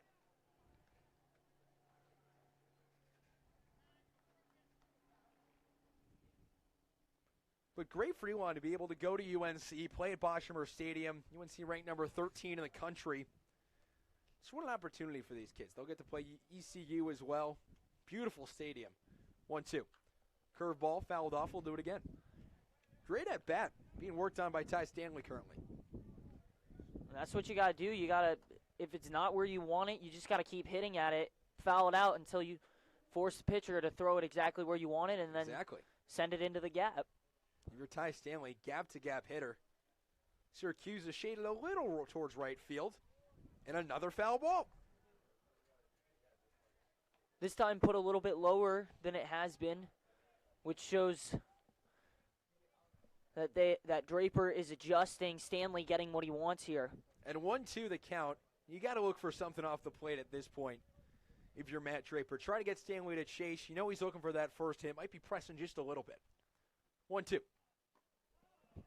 And it hit him. And right so instead there, of going off the plate, you go inside, and Stanley gets on base. And right there, I was waiting to mention it, Stanley crowding the plate all the way up to the line as far as the umpire would let him, and it paid off. And the problem now is you have Roberts on second, Stanley on first, Wright, Acertia, Stonehouse, and Sponseller. Already down 5-1. And it's been a struggle to score runs all weekend. I.A. Cernia has been good so far this season. Extended his on-base streak, his last at-bat, to 5 games with a walk. He has 1 run, no hits so far this game. And time called and going out to the mound is Ryan Proto. And something I want to mention real quick, going back to the UNC game that I noticed, the only really bad inning that Elon had was in the second, and it seemed like after that second inning in which UNC scored 4 runs, they seemed to be able to get their get the pieces back together, only allowing 3 runs after that, 1 in the 4th, 2 in the 8th. But hitting against that team is something that they struggled with. And a midweek starter at UNC is still a great pitcher. Basically everyone on a Power 5 program is going to be throwing 90+. First pitch, to Cernia. Fastball outside corner, strike 1. But for Elon this year, they've started 5-1, tied with 2014 with the best 6-game start since they started 10-0 back in 2008. And that was a 2008 team that basically broke the game of baseball. Averaged 8.6 runs a game. We'll get to more of it after this pitch to Cernia. 0-1 the count. Breaking pitch off the outside corner. So just to paint the picture, this was a team that went to the regional, went 44-18, scored 545 runs, hit 80 homers, had an OPS as a team of 930+, and stole 155 bases. Boy, you. 1-1 tie to Cerny on the outside corner, strike 2. You had Bennett Davis, who just, listen to the stat line, 61 games played, 61 starts, 18 homers, 82 RBIs, slugged .664, and that wasn't even the best slugging percentage on the team. Team that opponents averaged an ERA of almost 8 against them all season long. 1-2. Curveball off the outside corner. You had Chase Austin as well, who in 53 games, 48 starts, slugged .628. What I'm most astonished with is that this team with all this power still managed to steal 155 bases. 2-2 pitch to Cernia. Popped up in the air out towards center field. Ranging over is Syracuse and Gallagher. Gallagher calls off Syracuse and makes the catch for the second out of the inning. So that'll bring up Garrett Stonehouse. And what Elon needs to do with those pop-ups that they've been having is get a little bit more on top of it. Don't get on top of it, but get just a little bit more on top of it just so that you're under the baseball enough. And with the amount of power that they are hitting off right now, they'll send that out of the ballpark. Especially with the wind blowing a little bit out towards left field. Not quite straight in, not quite straight out. But enough to give the ball a little bit of a lift if they get it up to the jet stream. Garrett Stonehouse up from the right side. First pitch to him behind him. Ryan Proto had to dive to make sure to keep it in front. 1-0 the count with 2 outs. And props to Proto for a minute for getting that ball. Roberts at second, Stanley at first. Garrett Stonehouse today, 0 for 2. Struck out back in the first. Popped up to Calero at short, just an inning ago in the third.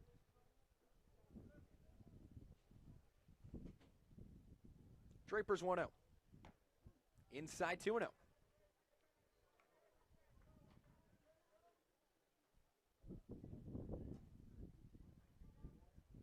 The 2008 team, before Elon even had joined the CA, was in the Southern Conference, but still their season ended by UNCW. You got to be kidding. Common theme emerging. But the Elon Phoenix fell in the NCAA regionals to them, the Cary Regional. 2-0. Inside and high. And my favorite thing, I was looking at this last night, is just the game-by-game results of this team. They would win games 21-1, 17-2, 21-12 against Wofford. They won the Southern Conference Championship 17-8. The game they lost to UNC Wilmington, they still put up 11 runs. They allowed 15, though. 3-0, inside ball 4. Going to bring up J.P. Sponseller with the bags loaded. 2 outs here in the fourth.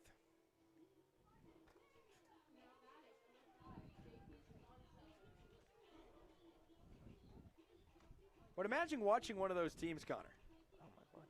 Putting the Bubbles 9 a game. Something like you'd see from New Mexico State nowadays.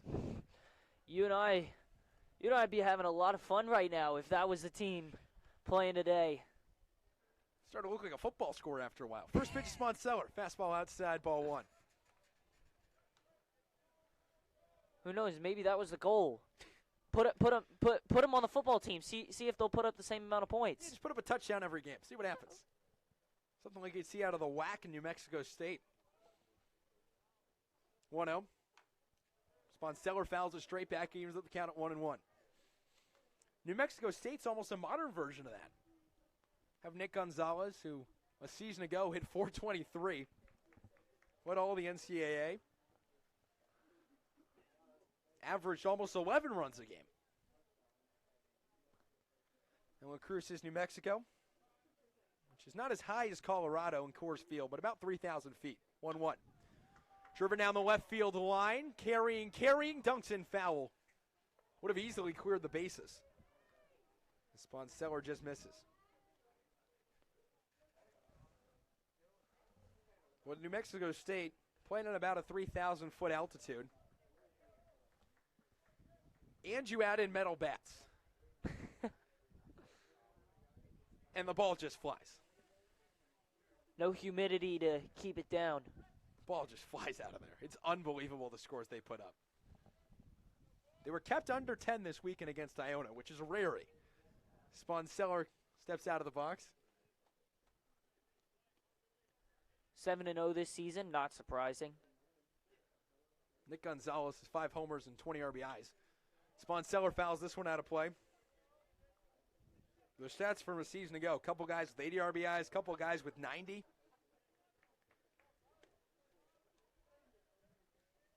A lot like that 2008 Phoenix team.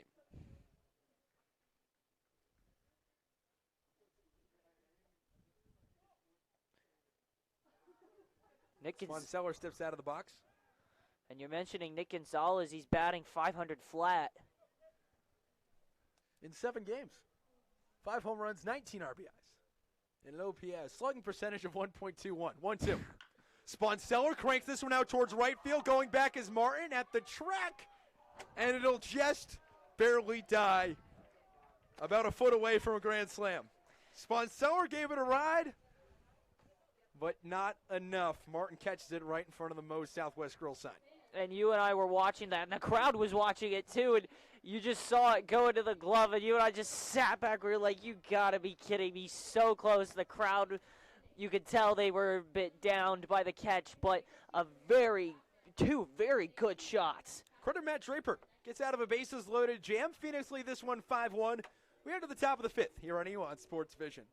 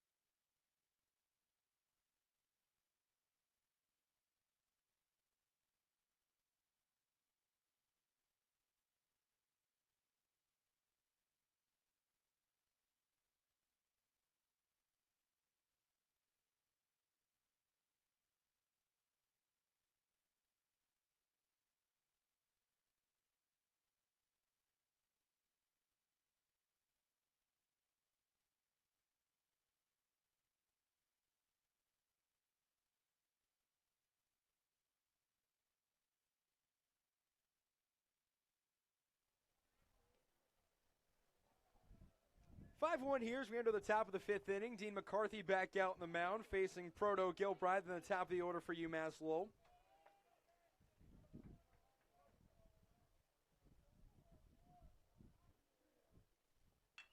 Right back up the middle, and a base hit off of Ryan Proto's bat. Gets his first collegiate hit for the freshman. Gets a nice little cheer from the UMass Lowell dugout. McCarthy loves getting those allowing those hard hit singles right back up the middle. One crank back up the middle, 96 miles an hour off the bat. And a JP Sponseller's fly out to right, 99.3 off the bat, carried 363 feet. 10 the bottom of the fourth. First pitch, breaking pitch, inside for ball one. Johnny Gilbride 0 for 1 at the plate today.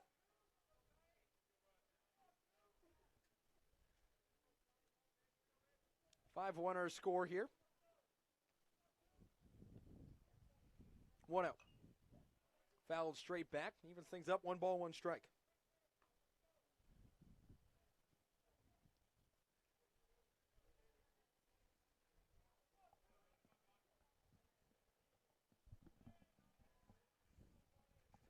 So Proto lead off at first. Gilbride at the plate from the right side.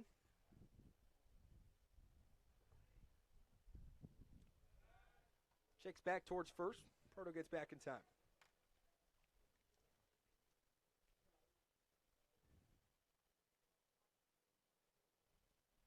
Ryan Proto again out of Barnstable, Massachusetts.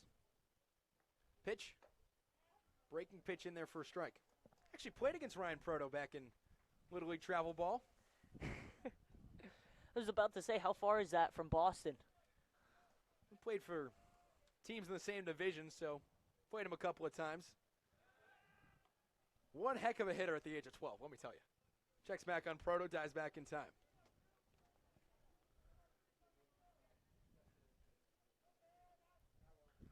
Gilbride at the plate. Grounded foul down the third base line. 1-2 the count. Nobody out. Ryan Proto on first. Johnny Gilbride at the plate. And after Gilbride at the top of the order, Syracuse, Calero, and Castellanos.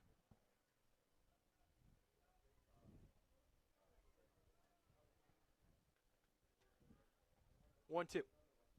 Breaking pitch, foul back. We'll do it again.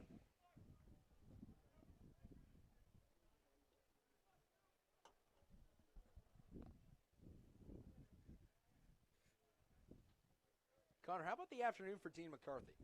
Giving up hard contact, but limiting it to only singles most of the time. He's now at Just one double given up. He's now got 6 Ks so far in the game. Absolutely amazing. Has lowered, in fact, his ERA down to 90 now. 1-2, fouled on the third base line, picked up by Stonehouse. Will do it again. And coming in today, he hadn't allowed a run. Has only allowed one so far this game. Has done much better than Fusco did in the beginning. Especially with control as well. No walks, 6 strikeouts.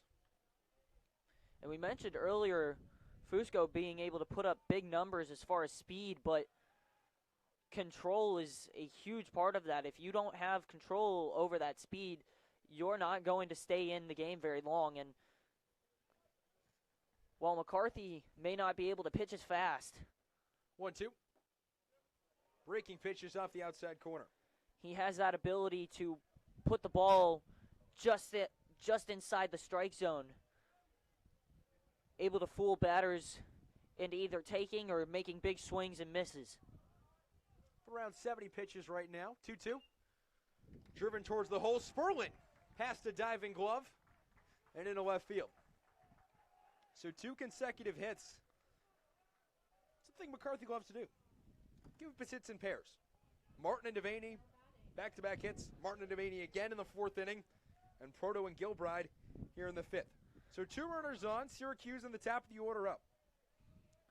And you want to talk about something that'll break a team's spirits real quickly. You get there, you keep giving them guys on base and then keep striking them out afterwards. And that's definitely that's something that McCarthy has been doing all day, just allowing 1 to 2 runners on and then going right back to his normal. Bunch shown, pulled back. Right back to his normal pitching. And you say that, and he's done exactly that today. Last inning, fly out to center, then a double and a single to score a run, but then back-to-back strikeouts to end the inning. And there's a lot about baseball in 1-0.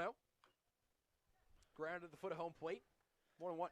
In player performance and their abilities, but also in your emotions. Emotions play a heavy toll on how well you will do in a game. So 5 runners scored, runners on first and second, nobody out. 1-1 the count to Jerry Syracuse. 1 for 2 today. Single back in the 3rd inning.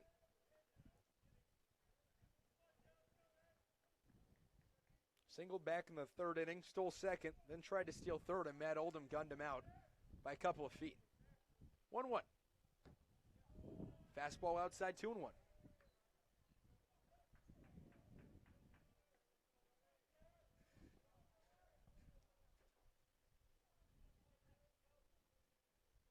Credit this order top to bottom today for really getting their way on offense. It was mostly just 1, 2, 3, 4 in the order first 2 games of this series.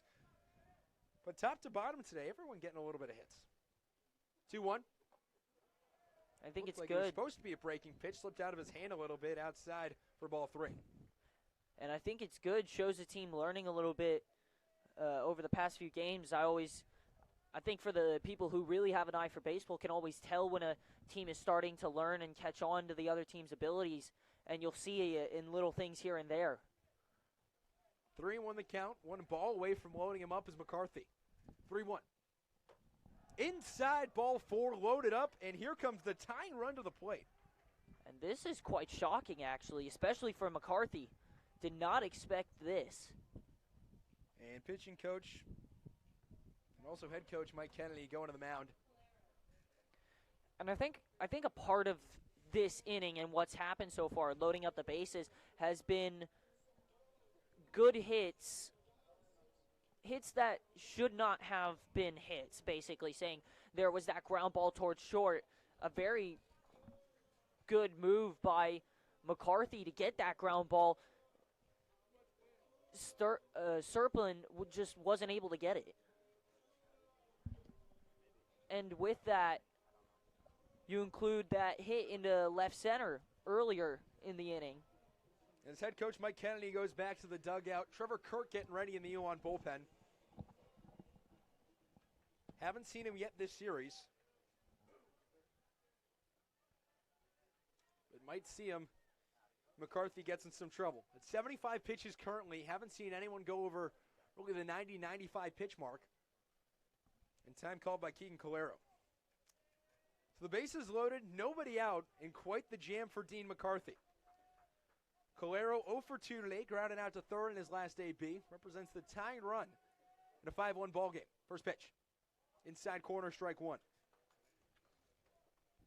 And if you look at the last 2 days, fifth inning's been the problem for both Bauer and McCarthy. Bauer a day ago, fly out to center, then walk, hit by pitch, and a balk to bring in a run.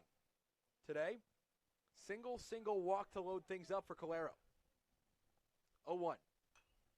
Fouled off 0-2. And McCarthy would love to get a strikeout here. Definitely something that he's going to want to do, especially with the fact that it will not affect the bases. He will get the outs, and it will emotionally do a little bit of damage to the team. They're not going to be devastated. They're going to still see that they have a chance, but it constrains your ability to do a little more of what you want. 0-2. Swing and a miss, strike three. And exactly that. Strikeout to Calero. He's 0 for 3 in the day. Brings up Joey Castellanos, and Elon a ground ball away from getting out of this. And this is where you see the good. This is where you tell if a pitcher is extremely good or not. If he can put himself into these not-so-good situations and then come back from that, you'll see those pitchers, they'll put 2 or 3 runners on base, and then they'll go 1, 2, 3, just like that. This is what that's what they're looking for right now in McCarthy. First pitch, popped out towards the first base line. Sponseller gives it a couple feet of chase. Watch it go out of play. Doesn't exactly help your pitch count if you're constantly letting guys on base. But as far as confidence, helps a little bit in these situations. Well, no, of course that's not what you exactly want. But if it happens. And the way Kirk is warming up, now stop for a moment. I think if McCarthy's able to get out of this, they'll let him go the 6th inning and then put Kirk in for a couple of innings the rest of the way. 0-1 the count. And that would be a very good start. If he can get through 6 innings, perfect. That's the most that you're generally going to want out of your starting pitcher. And especially in February. It's only his second start of the season. Come CAA play late March, he'll be completely stretched out. Early going, 0-1. Driven out towards right field. Ida Cernia going back. That'll get in a run. Caught by Ida Cernia. Proto tags from third, comes home, and it's a 5-2 score. Didn't give up too much in that.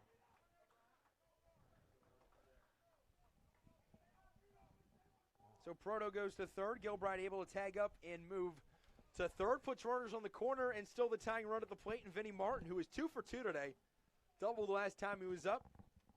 Singled back in the 2nd inning.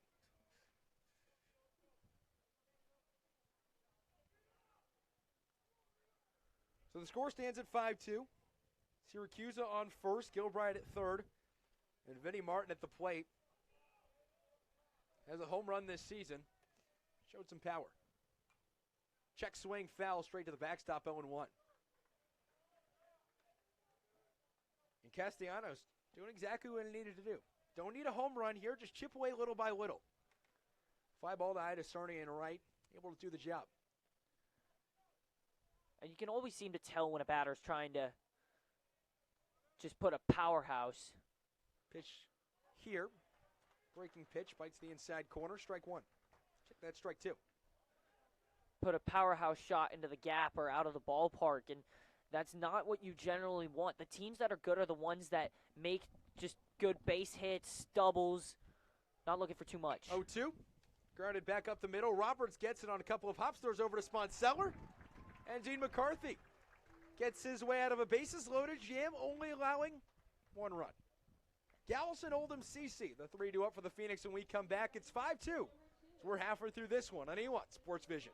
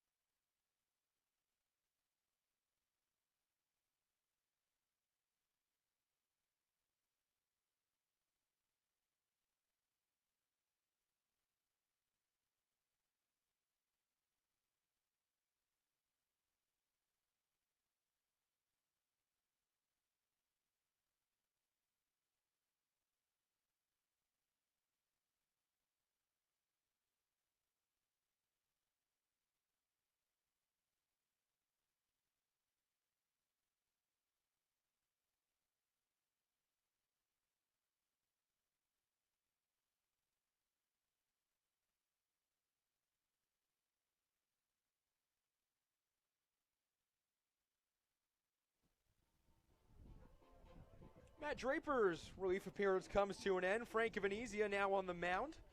The UMass Lowell Riverhawks. Draper's line today, an inning and a third. 2 hits, no runs, 1 walk, no strikeouts, throwing just 37 pitches. But not a bad relief appearance, relieving Fusco, who really allowed the Phoenix to break this thing open. Gallison stands in from the right side. Big looping curve in there for strike 1 to start the inning. And already someone warming in the UMass Lowell bullpen. As for the Phoenix, Trevor Kirk sitting down. Connor, pretty sure that was just insurance if something happened with McCarthy, and UMass Lowell got way back into this one. Big looping curve again inside for a ball. And Venezia, the freshman right-hander, has not played a lot this year, has pitched 1 inning, had 5 runs scored on him. 0-1. High evens up the count at 1-1. Well, have a chance. Let's take a look around the CAA here in the bottom of the 5th inning. Delaware took care of North Carolina A&T, coming back in that one for a 9-8 final. Top of the 7th inning, LaSalle leads Hofstra 2-0. 2-1. Fouled out of play.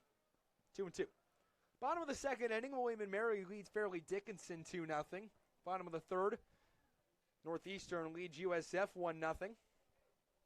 Towson and High Point tied 0-0, bottom 2. Quinnipiac and JMU tied at 2 in the top of the 2nd. College and Charleston leads Youngstown State 3-0. And one game set to have first pitch yet. Marshall and UNC Wilmington. That game scheduled first pitch at 3 o'clock.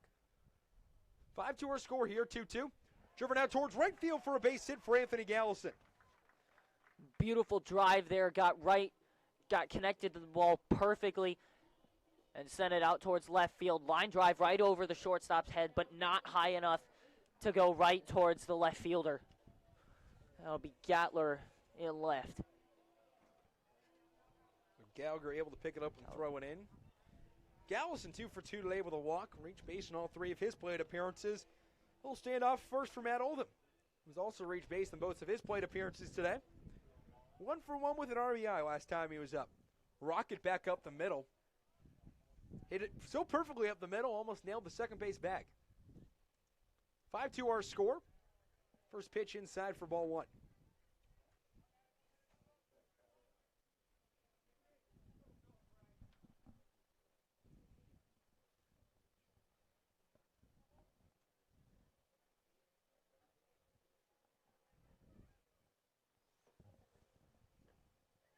One 0 inside, squeaks by Proto.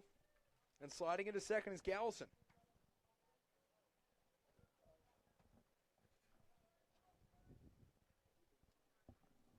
Wait for the official score on whether it was a wild pitch or a pass ball. But the count 2-0 to Matt Oldham.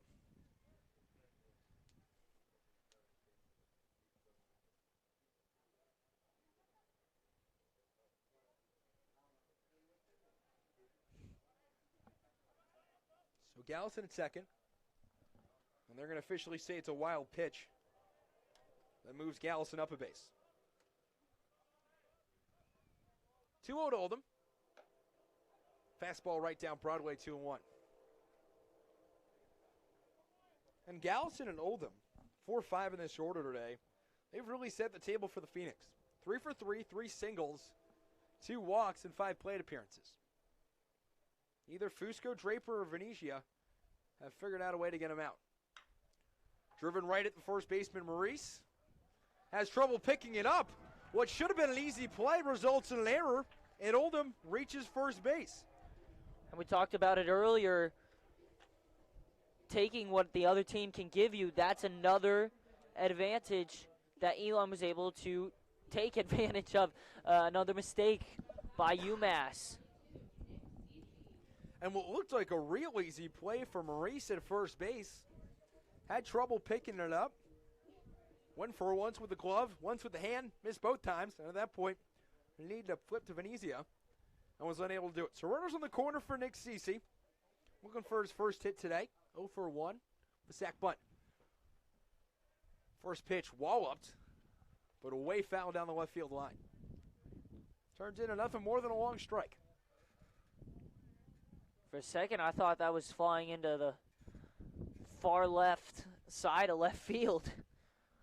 Just went out of bounds.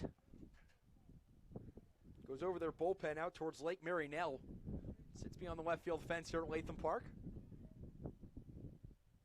So CC down to the count already, 0-1.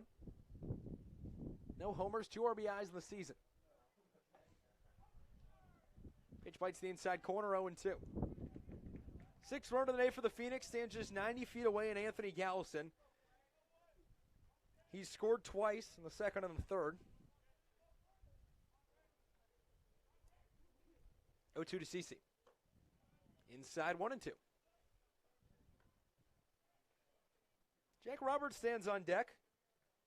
2 for 2 today with 2 singles. And the top 3 of the order, they've hit the ball hard for the Phoenix, but haven't put anything that's gotten down. Everything's been right at someone. The bottom of this order, able to find the holes. CC steps out of the box. So far, at the bottom of the order, the ERA, or middle of the order, actually, ERAs or averages are spiking. 385, 368, 438 for Roberts. 1-2. Popped up down the first base line. Maurice giving chase over towards the fence in the first base line.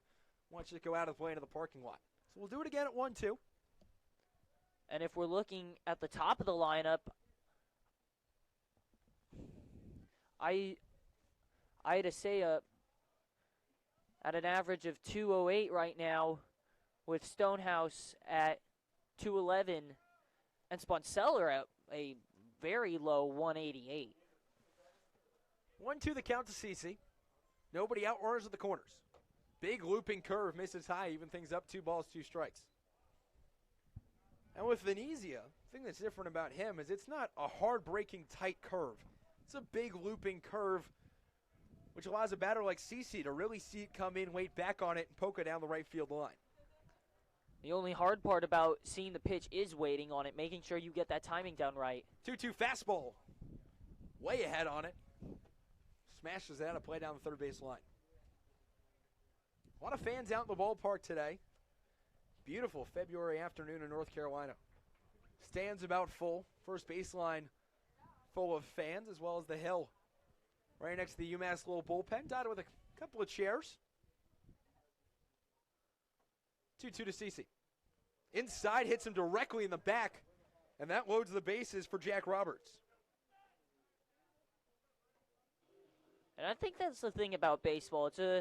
It's fun and exhilarating, but at the same time, you kind of sit back, get to talking to people. It's a social event, and I think that's what draws a lot of fans out here. For other sports like basketball and football, it's always focused on the game, and you don't really have a whole ton of time to just kind of sit back and relax. But for baseball, you just kind of take your time and enjoy the day.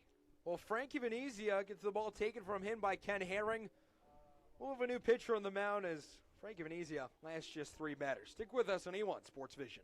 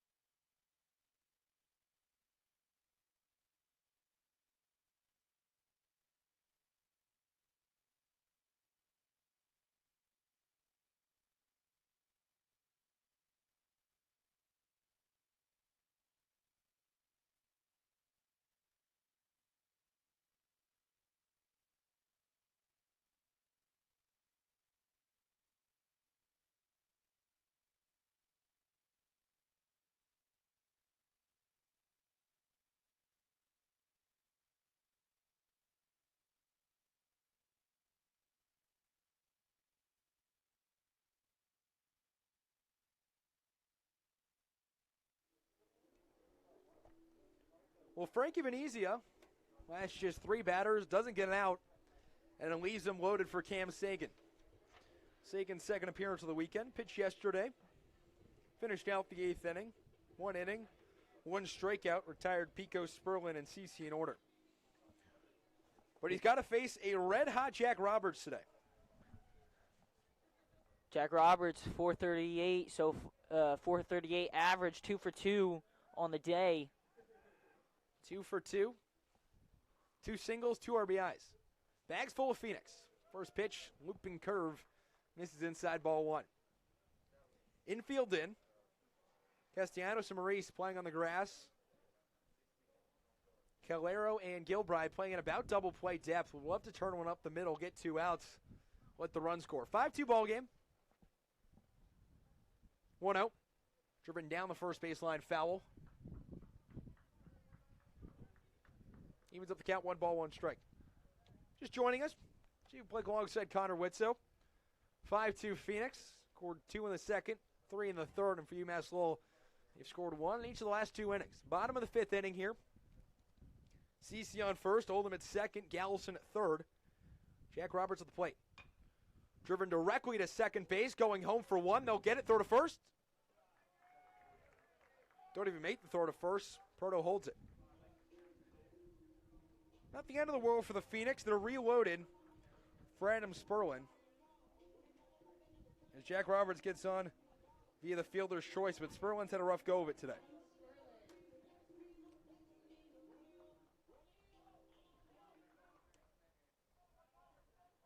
Sure that Roberts would have loved for that to go a little bit differently. So Venezia still responsible for the runners in second and third. Sperlin 2 home runs in the season, made a lot of hard contact, but he's 0 for 2 today. First pitch outside, ball 1. Struck out back in the second. Popped up to Keaton Calero back in the 4th inning.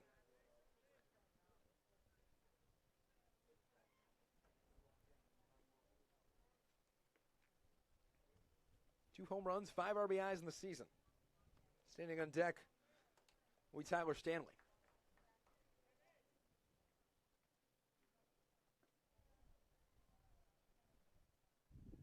1-0.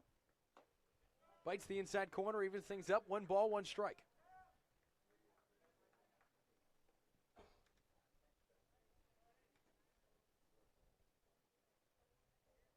And Connor, Phoenix would love to break this one open here. Nice little hit to the gap. Really break it open. Already another arm warming up for UMass Lowell. 5-2 our score. And you know that's what everyone 2-1. And you know that's what everybody's thinking right now. Drive into the gap, or as what almost happened earlier, a grand slam. JP Sponsteller just a couple of feet short, just an inning ago to end the 4th. 5-2 our score. The pitch outside for a ball, 3-1. Could take a walk too. Keeps the bases loaded. And brings in a run. Phoenix will welcome that with open arms. 3-1 the count, 1 out. Roberts at first, CeCe at second, Oldham at third.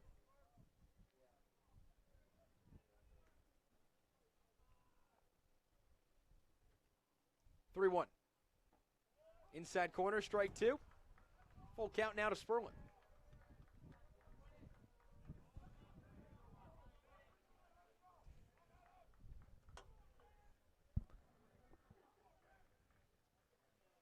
Here in the middle stage of this one. Cam Sagan out of Woburn, Massachusetts. Delivers the 3-2. Fouled off, we'll do it again. Great little piece of contact there by Sperlin. Inside pitch, able to just drop the bat head and fouled it off.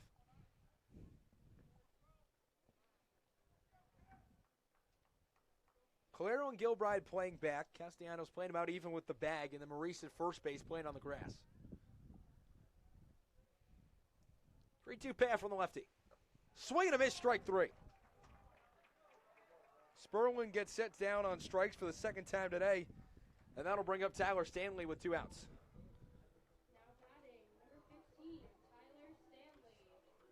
And Stanley, a fast runner. If he can get the ball through the infield, Elon will score a few runs and possibly even extend the number of bags he takes. Bases juiced currently. Stanley hitless on the season.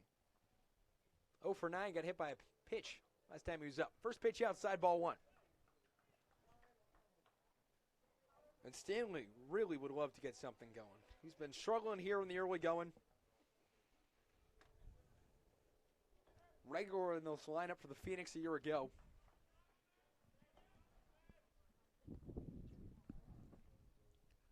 Sagan's 1-0. Swing and a miss, evens things up at 1-1. And a healthy cut. With timing just a little bit off.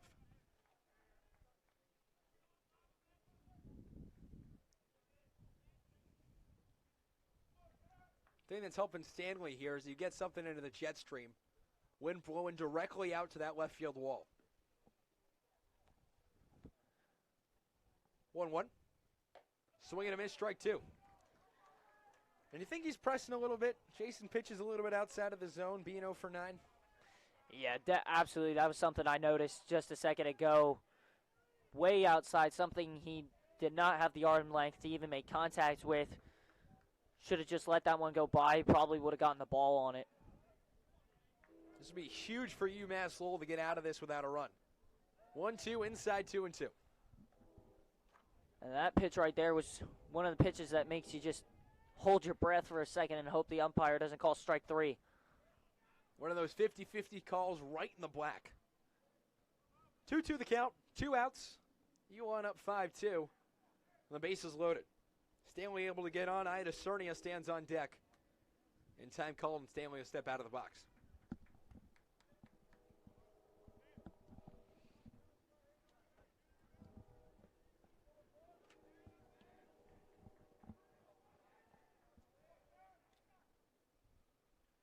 Two-two. Swung on and missed. And for the UMass Lowell Riverhawks, they're fired up. Can Sagan screaming and hollering as he comes off the mound. One way to get out of a jam. Fielder's choice, strikeout, strikeout. Retires the Phoenix in the 5th, and UMass Lowell just took all the momentum. 5-2 our lead. We head to the 6th inning. We'll see if Dean McCarthy comes out for inning number 6 right after this on Elon Sports Vision.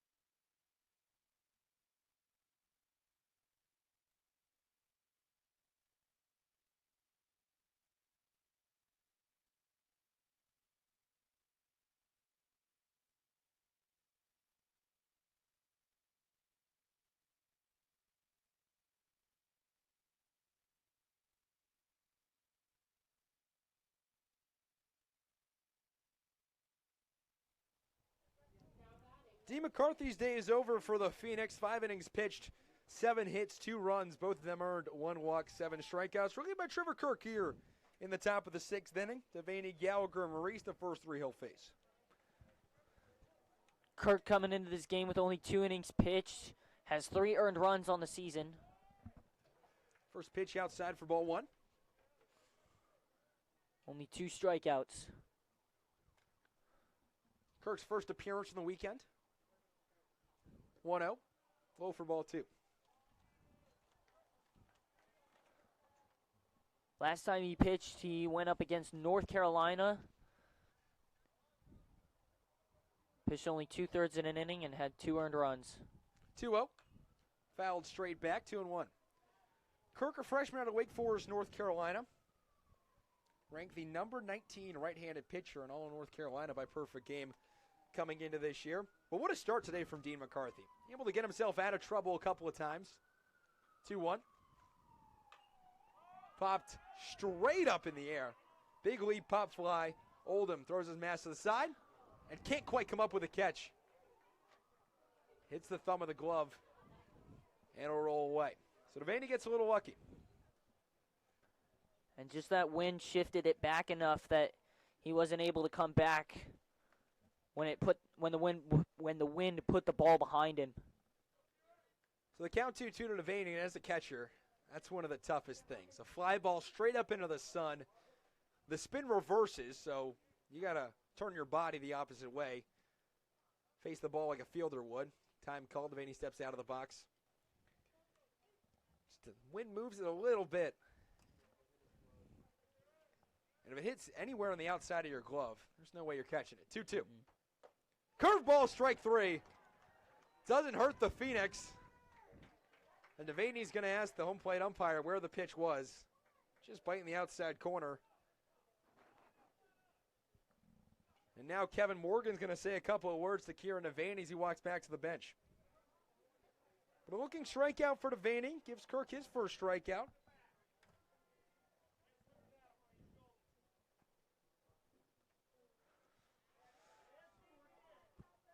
Strike on the inside corner.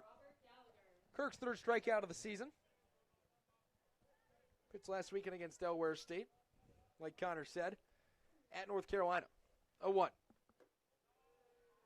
That'll be a ball low, evens things up, 1 ball, 1 strike. Good pitch from Kirk as well. Breaking pitch in the inside corner. Beautifully placed. 1-1 to Gallagher. Spins it a little bit, misses high.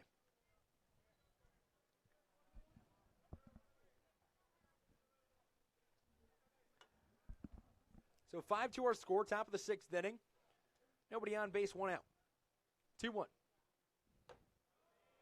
Ball high, 3-1. Last pitch was in the same spot. Needs to make sure he doesn't lose control of that release point.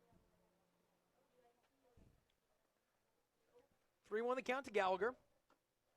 And a good fastball in there, makes it 3-2. Seemed as if it was right down the middle. Maybe just beat him out on it. Gallagher hoping this doesn't end up in strikeout number 14 of the season. 0 for 2 today, 2 strikeouts. 3-2. Fouled off, we'll do it again. Standing on deck is Kyle Maurice. He's also 0 for 2 with 2 strikeouts today.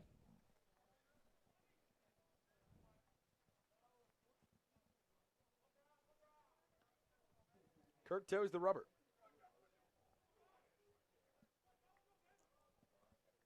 From the right side, windup. The pitch. Lined right back up the middle to go by Sperlin into center field. And just put that one perfectly in position. Sperlin, knowing as soon as it got towards him, he didn't have a chance, letting it go into center. That'll bring up Kyle Maurice. 0 for 2, 2 strikeouts today.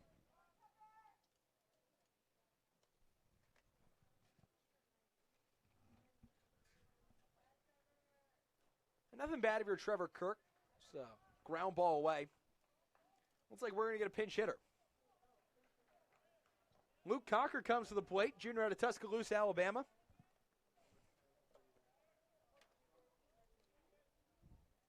Get his first plate appearance of the afternoon with Gallagher at first. First pitch to him. Curveball in there for strike 1. Good pitch there. Was able to give it enough spin to take it from around the middle to the outside. Just cuts the corner of the base. Check that. That's Ethan Sarmiento for the UMass Little River Hawks. Luke Cocker's number 10 for the Elon Phoenix. Check back towards first. Robbie Gallagher able to get back in time. So Ethan Sarmiento will pinch hit for Kyle Maurice. Sarmiento, the freshman out of Warwick, New York. Went to the Harvey School for high school. 1-0 pitch. Curveball in there for strike one.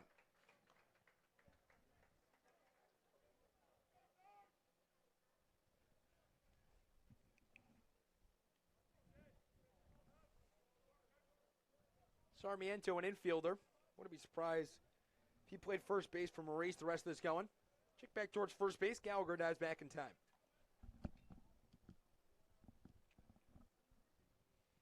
Top of the sixth inning here. One out, runner on first. Elon up by 3. They've left the bases loaded each of the last 2 innings in the fourth and the fifth. 1-1. Pitch getting towards second is Gallagher, and no throw from Oldham. He wasn't able to get the ball out of his glove. And a stolen base. So runner in scoring position for Ethan Sarmiento.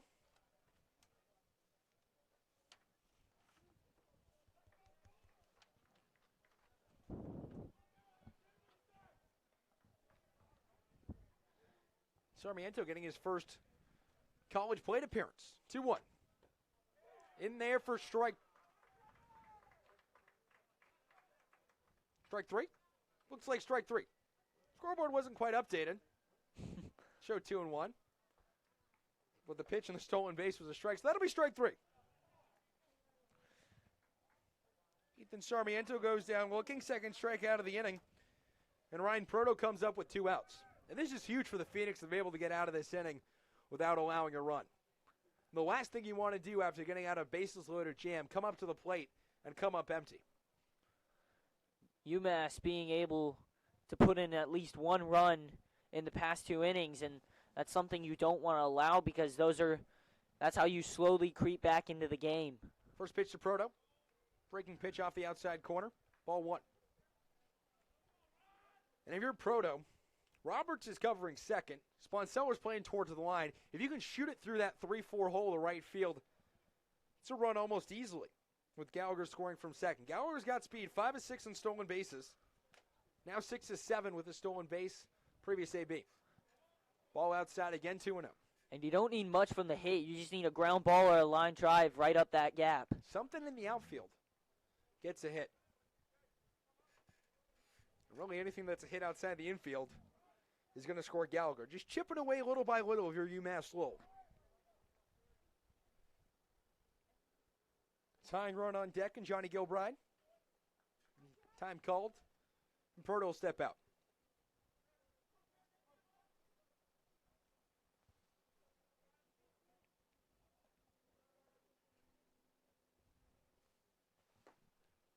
Two-0 outside 3-0. 6 different players today with a hit for UMass Lowell.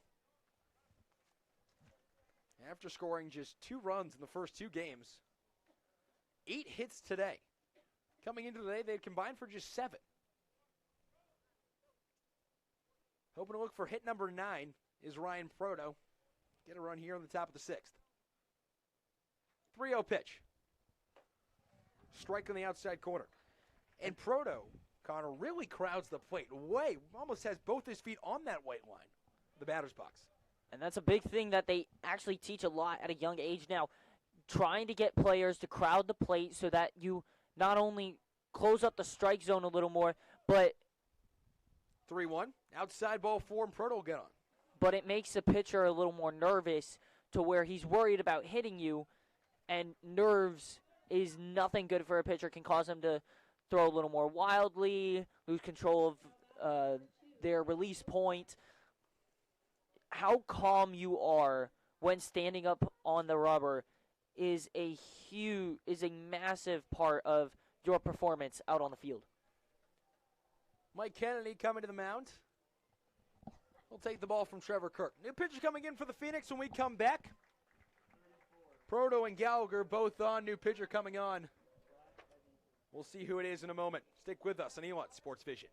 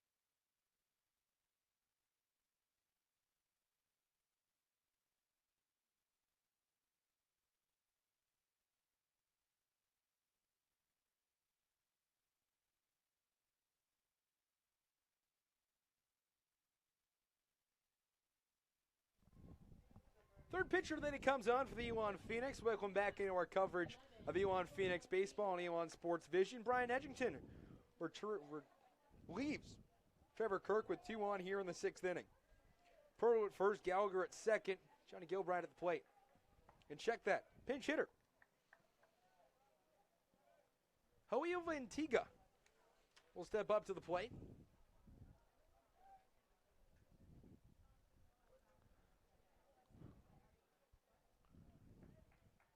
Edgington coming into this game with no ERA, 2 1/3 innings pitched. He has 4 strikeouts on the season. First pitch outside, ball 1. And going to the mound will be Oldham. Played against Delaware and North Carolina.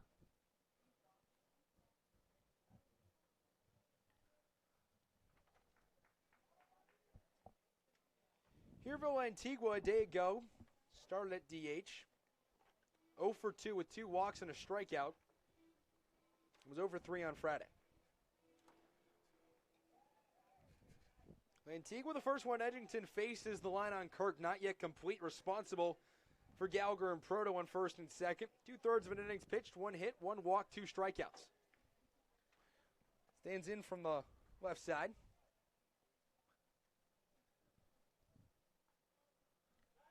Check towards second. Throw down in time. Diving back safely is Gallagher. And Antigua's looking to help them get more runs. He's got 1 in scoring position, and that has been a big part of the day. With runners in scoring position, UMass is 1 in 8 with a 125 average. Antigua would love to get something going. He's been struggling this season. Just 2 for 18.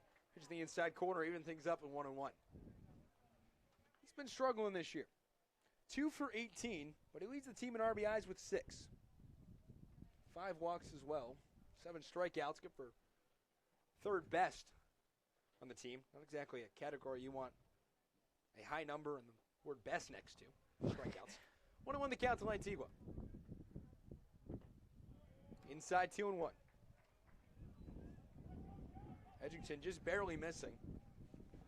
Next up in the order is the top of the order. Syracuse, Calero, and Castellanos, the next 3 up.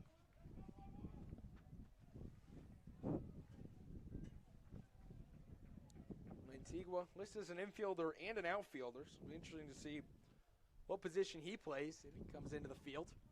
Bottom half of the inning. 2-1. Going towards third is Gallagher. He'll slide in safely. Without a throw from Oldham either. Proto thought about going, but Oldham was right on him and sent him right back to first. 2-2 the count, 2 outs.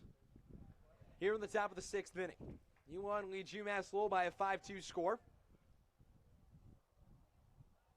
Brian Edgington looking to put away Lantigua. Out of a huge jam, Lantigua represents the tying run. Proto at first, Gallagher at third. Delivery from the righty. Swing and a miss, strike 3.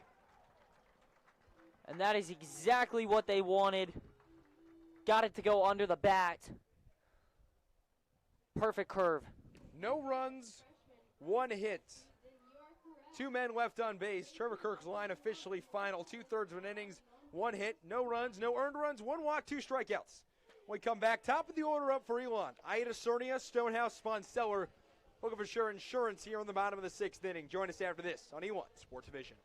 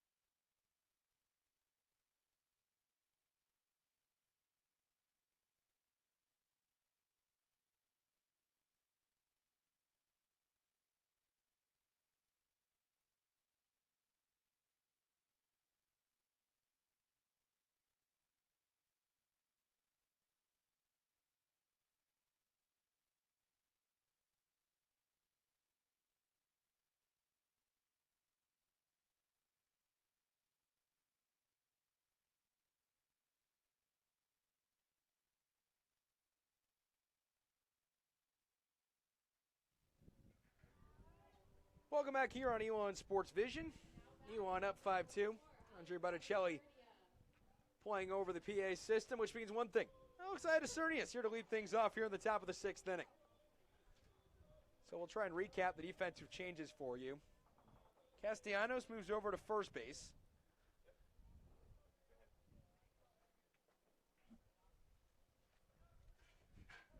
And it looks like Sarmiento will go over to third. First pitch, Iadacernia high for ball 1. We'll try and recap the defensive changes once they're completely figured out. Sarmiento will play third. Castellanos moves to first. We'll see who's playing up the middle. 1-0. That'll be high, ball 2. So Nick Marola will come in at second base.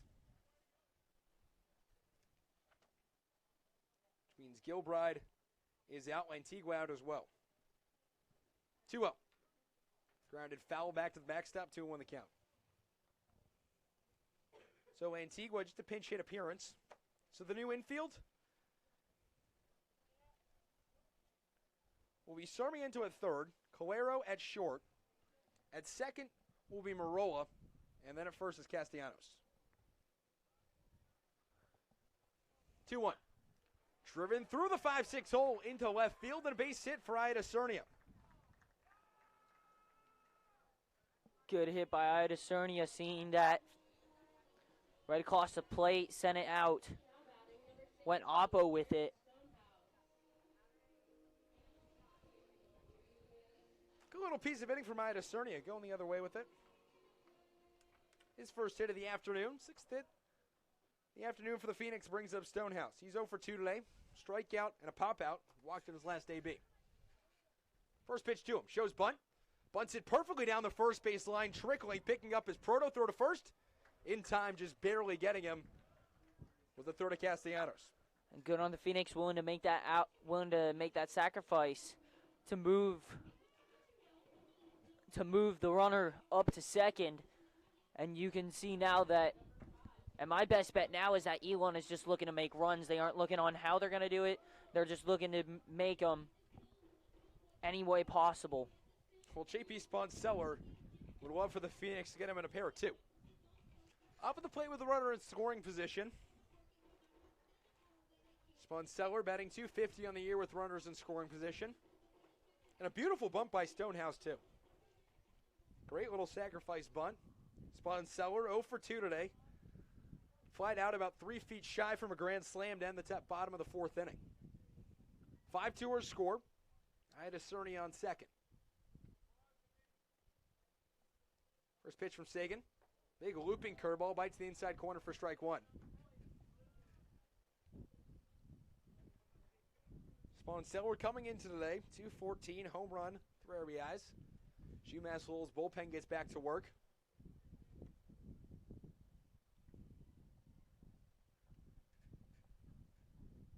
Oh, 1. Hit Sponseller, he'll reach base. And he saw that one as soon as he threw it, just stood his ground.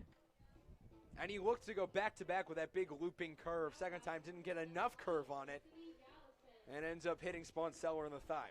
And that's Sponseller extends his on-base streak to now 3 games. And it looks like we're going to get a pitching change. And that's what's dangerous with those looping curves is that you can make it look like he's about to hit him and then put it in the strike zone. That's great when it's effective. But if you don't get enough on there, you're going to start hitting guys. And that's why you don't always see that kind of pitching. Well, we're going to get a pitching change from UMass Lowell. Cam Sagan's day is done. 5th pitch of the afternoon getting set to come on. We'll have who it is when we come back on Elon Sports Vision.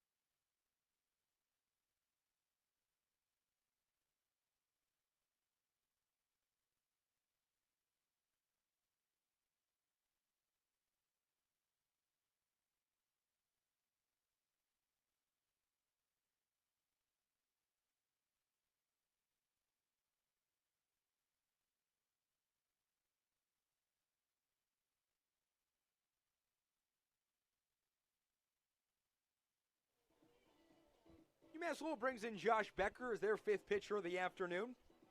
Faced Anthony Gallison, who's 2 for 2 today. Single in each of his last 2 at-bats. Walked back in the second inning.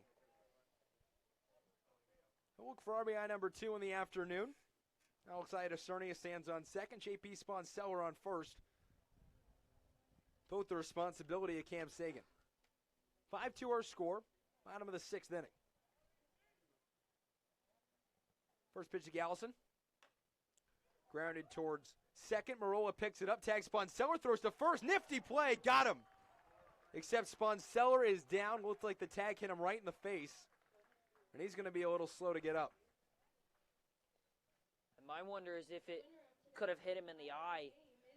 You have the strings on those gloves. Good whip around the eye can really hurt. And immediately a towel to his nose.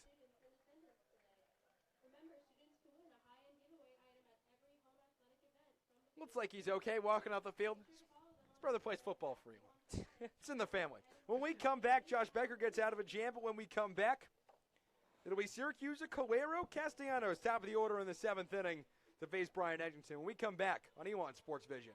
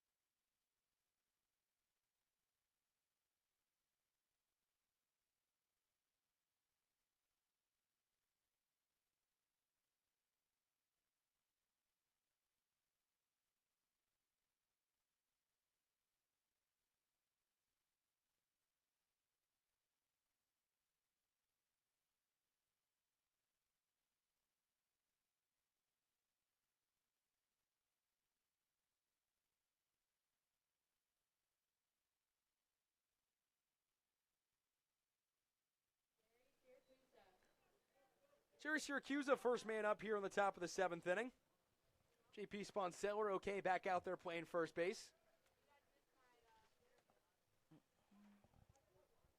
Javik Blake alongside Connor Witzo here from Latham Park. 5-2 Elon leads here on the top of the 7th inning. Brian Edgington out for his second inning of work. First pitch, inside ball 1. Not exactly his second inning of work, but got out of the inning. Got Herville Antigua to strike out.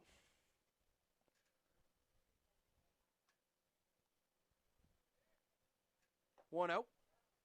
Swing and a miss, 1-1. Good pitch, started up the middle, went down and outside, forced him to chase it.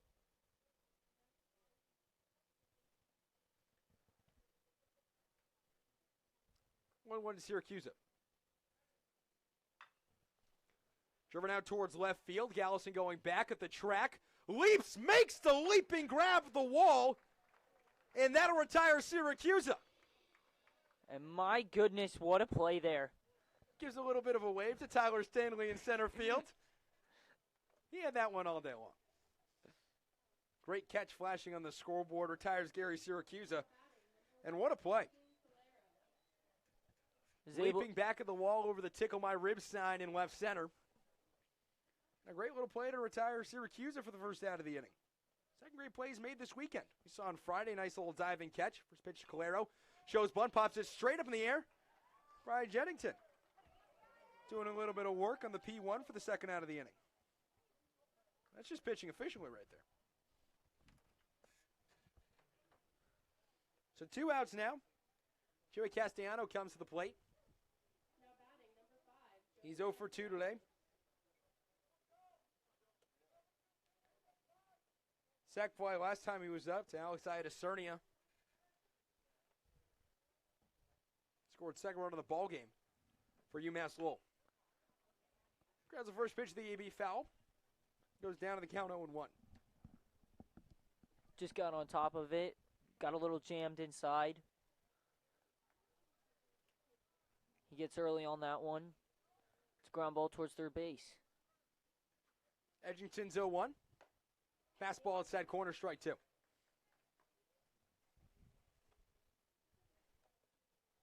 And a good move by Edgington there. Starts off inside, then goes straight to the outside, fooling him. 0-2. Line to JP Spawn. Seller goes off his glove, trickles into right field. Line shot right at him, tried to scoop it off a hop. Just took a weird bounce, goes off his gloves, picks up by Cernia. So it'll be a single for Castellanos, his first hit of the afternoon, 9th hit in the afternoon for UMass Lowell as a team. And that'll bring up Vinnie Martin.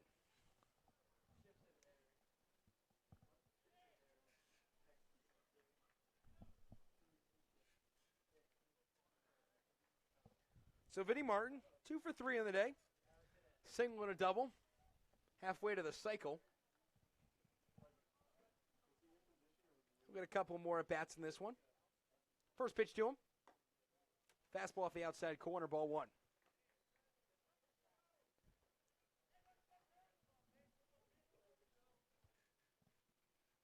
No one warming up in either bullpen. Looks like it's going to be Becker coming out in the bottom of the inning.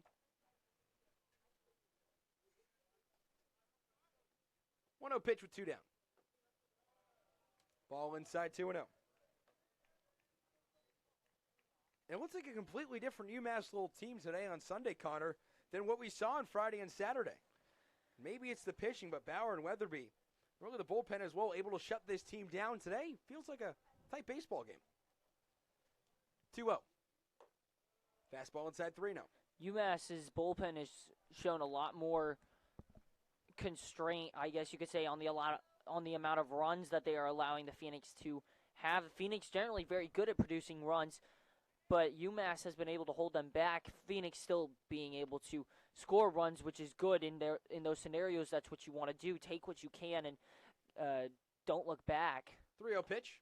Fastball in the outside corner. But so far, since the third inning, Elon hasn't been able to produce any runs. The only reason that they are currently have a very high percentage of runners in scoring position. 3-1 inside, strike 2. That'll even things up. Brian Edgington, 1 strike away from getting out of the inning. Of scoring when runners are in scoring position is because of those hits in the third inning. They are 3 for 11 with runners in scoring position. So Elon needs to kind of fix this or figure out a way to beat out UMass's bullpen. 3-2 pitch to Martin. Fouled away. Castellanos was off and running on the pitch. We'll do it again. So 3-2 the count with 2 outs. Edgington would love to strain Castellanos at first base. 7 runners left on base for UMass Lowell. A lot of missed opportunities, and that's really credit to Dean McCarthy's pitching. Currently still in line for the win. 3-2. Driven down the left field line. Foul into the UMass Lowell bullpen. Castellanos off and running again.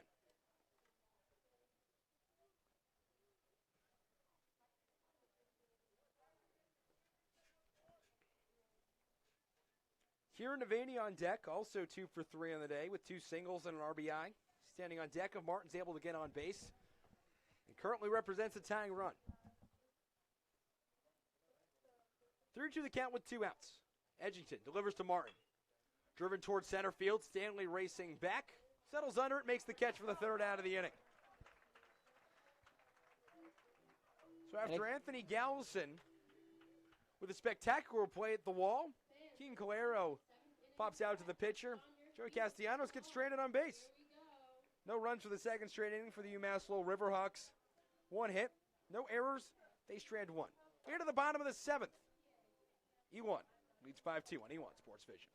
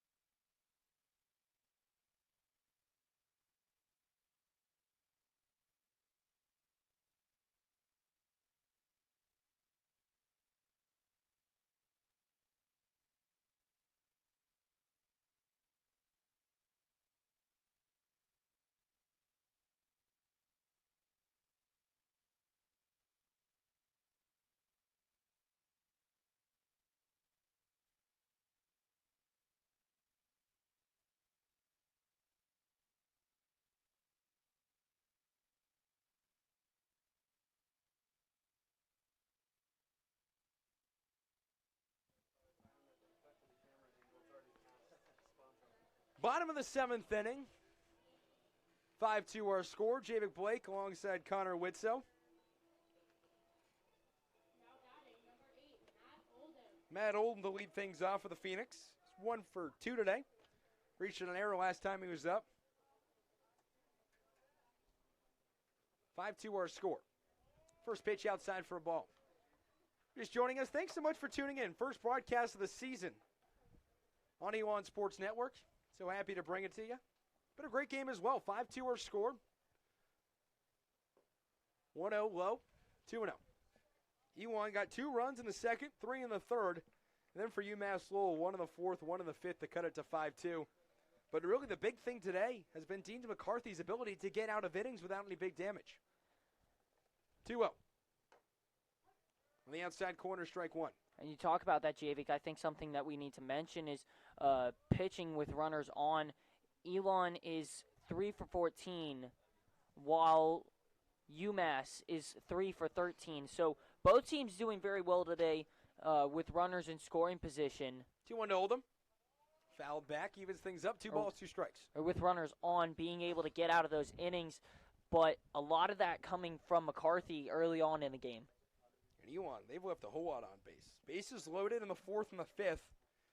And left Ida Cernia stranded at third base, 10 to 6. 2-2. Foul back, will do it again.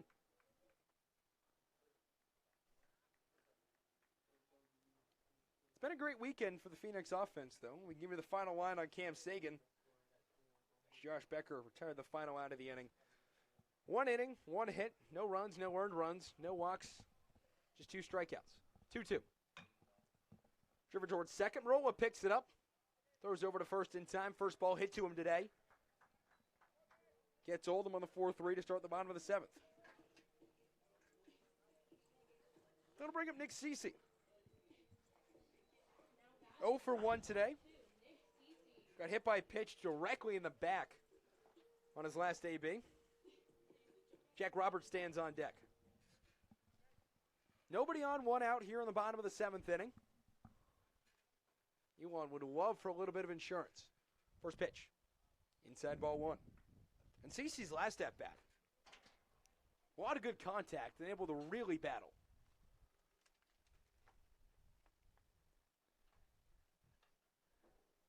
CC fighting in that one, putting off a lot of foul balls. Just waiting to try and get anything at all. Breaking pitch in the outside corner, evens things up at 1 ball, 1 strike.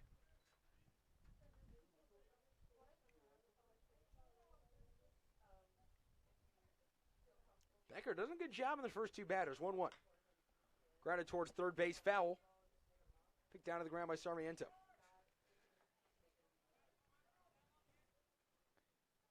Elon's offense hasn't really been able to get a whole ton of hits going on, or get a whole lot of runs in since the 3rd inning. They've stranded 15 runners over the past 2 days. It's in 15 in the 3rd innings of offense. 1-2. Fastball high, 2-2. And besides the first inning yesterday, they've only been able to scratch across 7 runs. Not that that's a bad thing. Still able to win ball games, but offense taking it down a notch. 2-2. Foul back, and it'll stay at 2-2. And you want to be able, when you get runners in scoring position, most importantly, that's when you want to be able to get runs in. Because you want for their last 6 with runners in scoring position. And that's something that the Phoenix are going to have to figure out. 2-2. Strike 3 in the inside corner. Beautiful pitch from Josh Becker. And that'll put down the second batter of the inning. Up high enough and inside enough to make it look like it was going to be called a ball, but the umpire thought differently. Pitch might find its way on Pitching Ninja on Twitter. Good, great spin rate on that curveball. Froze Cece, and that'll bring up Jack Roberts with 2 outs. Becker's retired all 3 that he's faced. First pitch. Fastball off the outside corner for ball 1.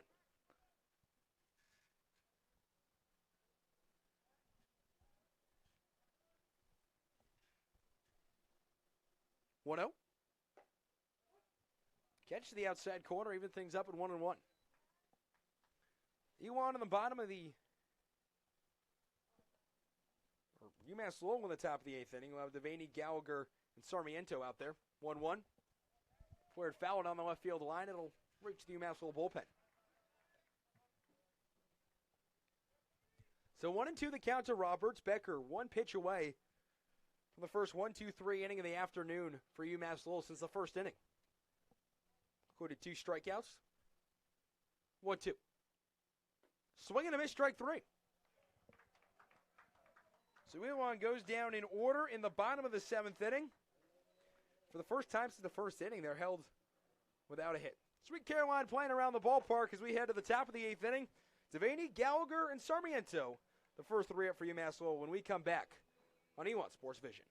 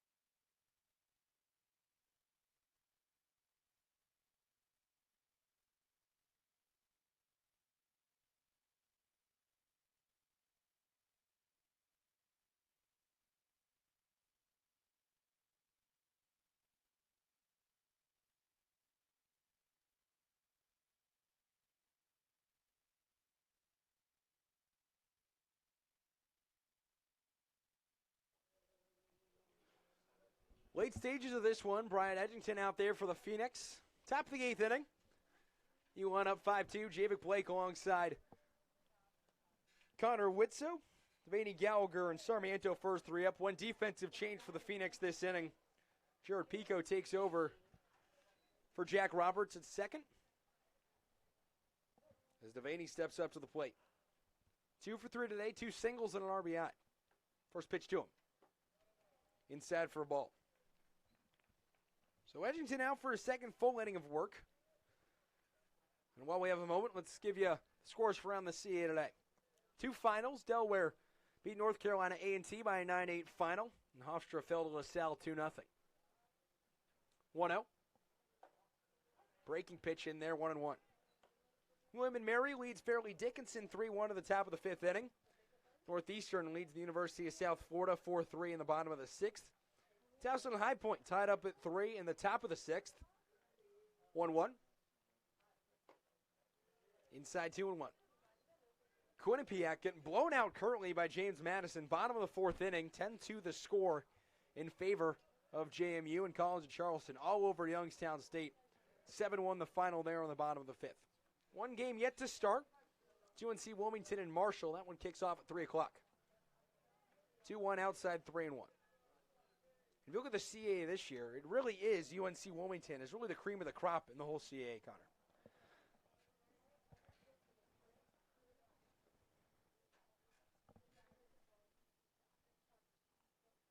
(3-1). Inside ball 4. So Devaney gets on. UNCW a year ago, taking down the Phoenix in the CAA championship game. Projected to finish first in the league this year. Phoenix tied for 3rd with Northeastern, the projected CAA standings.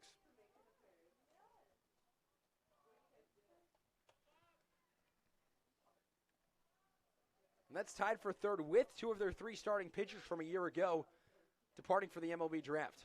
So Robbie Gallagher stands in from the left side. Pitch to him right through the 3-4 hole in right field. And Devaney will make the turn and head to 3rd. Ida Cernia picks it up, throws towards 2nd. And runners on the corner with nobody out. Robbie Gallagher. 2 for 2 today with 2 base hits.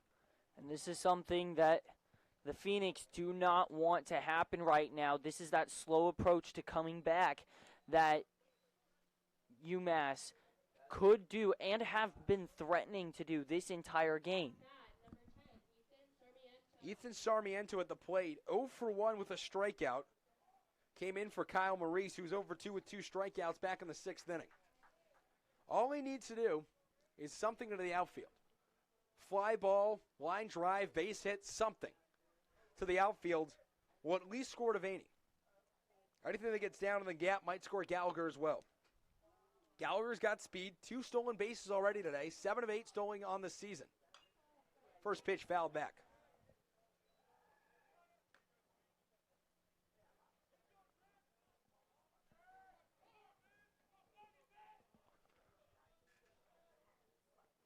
Sarmiento, only his second at-bat of the season.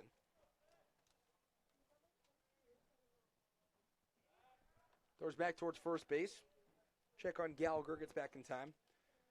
Sarmiento struck out in his first ever college plate appearances last time he was up. Freshman out of Warwick, New York. Played both soccer and baseball in high school. Dual sport athlete. Check back towards first, they got him. Caught Devaney leading.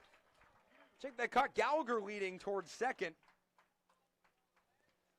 And a huge pickoff for the first out of the inning. And Gallagher just froze there, and that was what got him not thinking fast enough to go back to the bag. And he knew he was going. That little fake step towards second got him. 0-1. Ball high.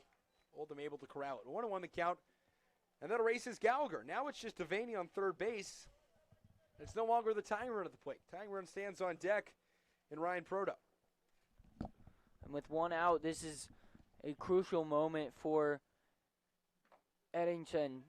Foul ball right into Oldham. Now with 2 strikes, Eddington really needs to get this strikeout. Home plate umpire Kevin Moore going to walk the ball out to the mound, give Oldham a little time to recover.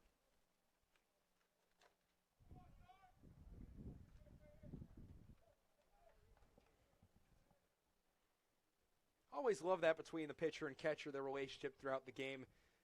Catcher protects the umpire. Umpire makes sure the catcher's okay. If the umpire gets hit with a ball, we'll see Oldham walk the ball back out to the mound and vice versa like we saw there. 1-2 the count with 1 out. Ground ball in the infield will get into Devaney. 1-2. Sarmiento takes it on the outside corner, evens things up at 2-2.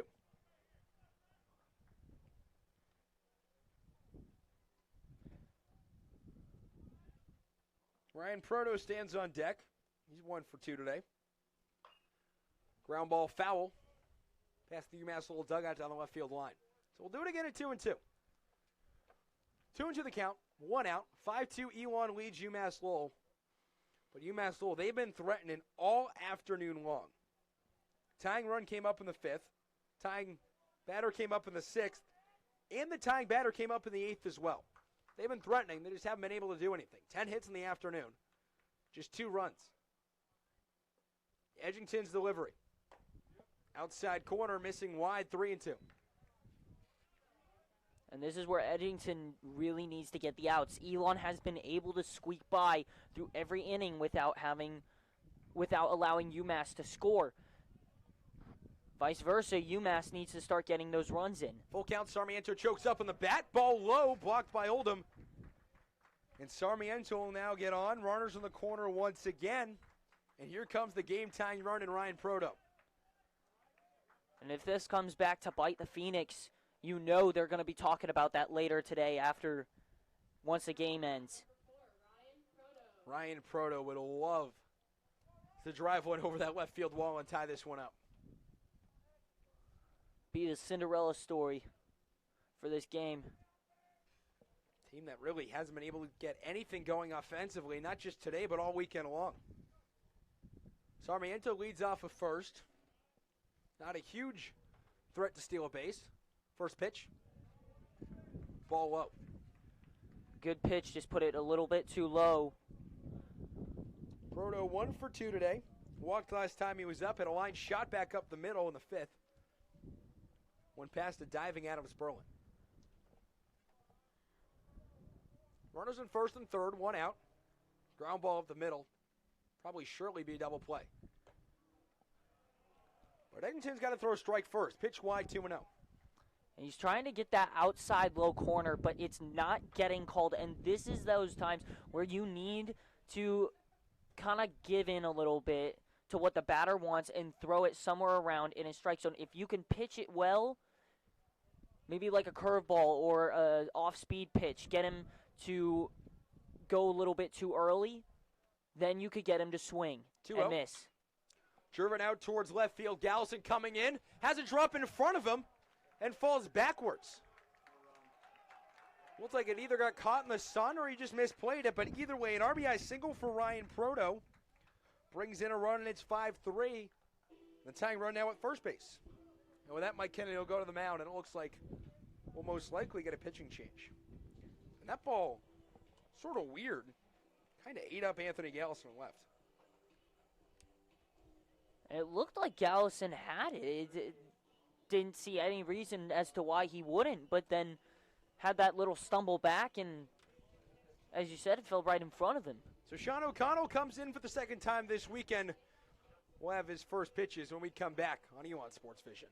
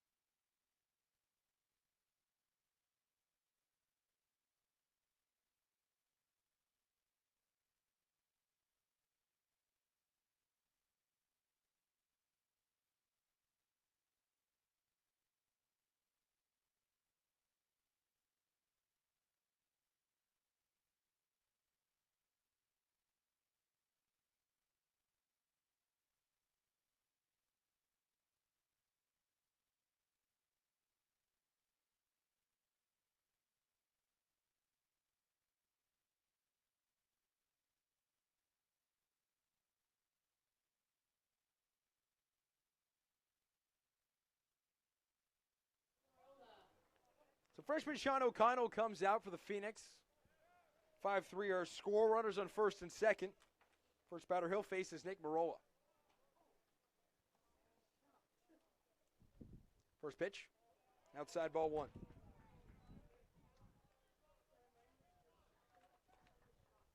O'Connell came in on Friday. Pitched an inning. 2 strikeouts and 1 hit. Relieved Jared Weatherby in the 8th inning.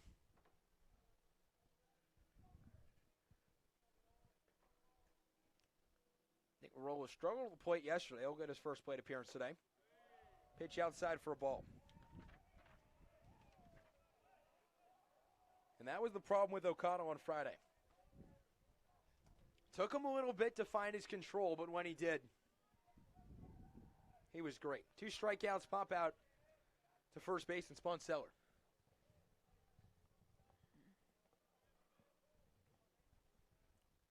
Two to Marola. Pitch at the knees for strike one. O'Connell in the season. This is his 3rd appearance. 3 innings pitched, 2 hits, no walks, 4 strikeouts. Gave up just a double. Opponents getting just 182 off of him.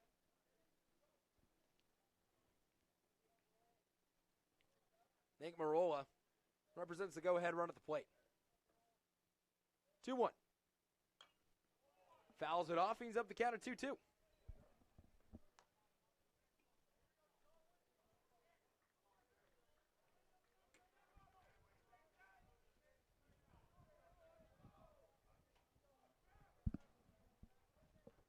Played at Boston College High School.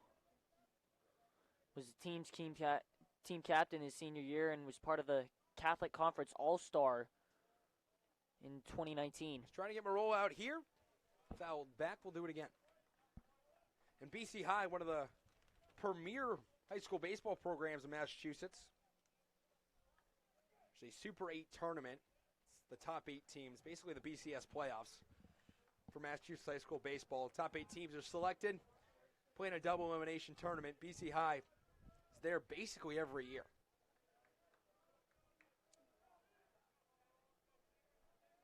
So O'Connell, the freshman, trying to get the Phoenix out of a jam. 2-2 pitch, Marola.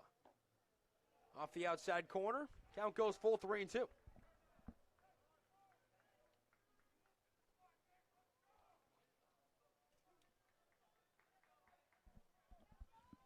Top of the order up next, Syracuse, Calero, and Castellanos.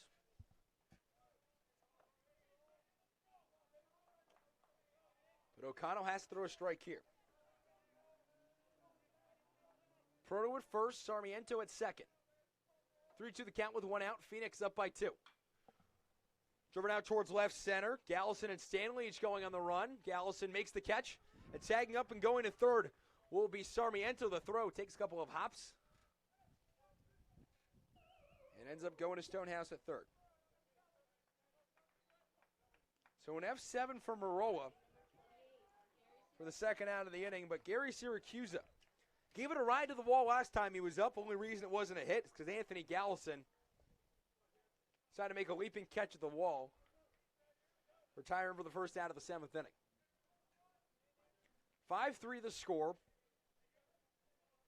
Tying run at first base. Go ahead run at the plate.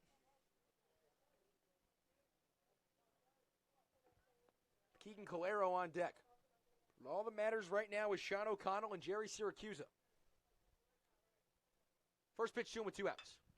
Driven up the middle. Gets by a diving Sperlin. In comes a run. Going to third base will be Proto. No throw. And now the game-tying run just 90 feet away. And the hits just keep on coming. Hit number 12 in the afternoon for UMass Lowell. And this is a dangerous part of the game right now. You're at the top of the 8th. They score that 1 run. So Syracuse gets the RBI.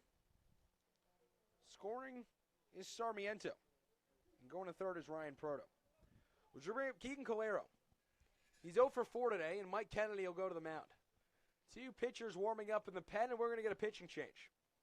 Sean O'Connell lasts just 2 batters and leaves runners in the corners with 2 outs. Or not. Looks like this might just be a mound visit. Looking to put a little confidence into the freshman.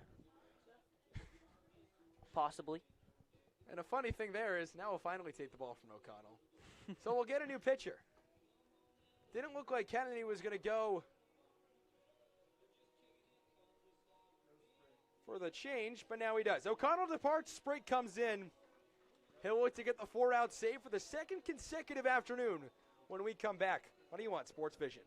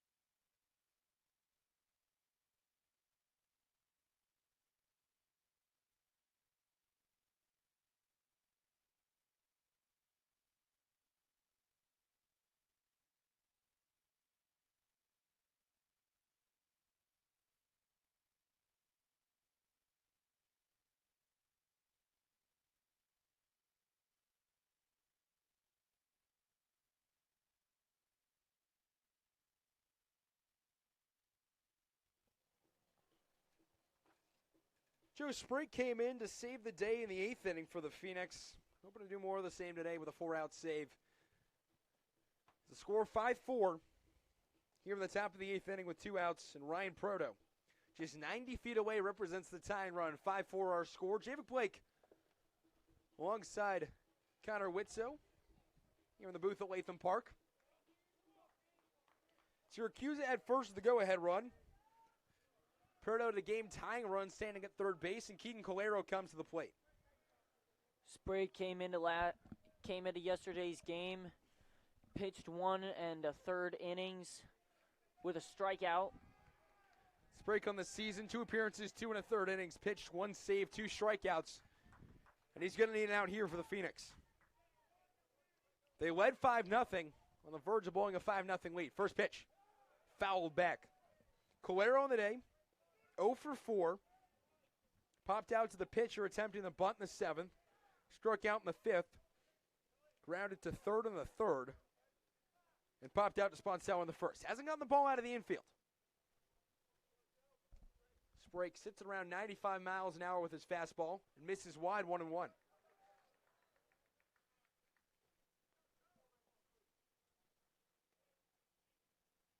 Sprague yesterday, Elon was up 5-2. Came in with the tying run at the plate, was able to retire Kieran Devaney on a flyout to Iotasarnia. Something the Phoenix desperately need today is more of the same. Only up 5-4. They've allowed 12 hits to UMass Lowell. 1-1. Fastball in the outside corner, 1-2.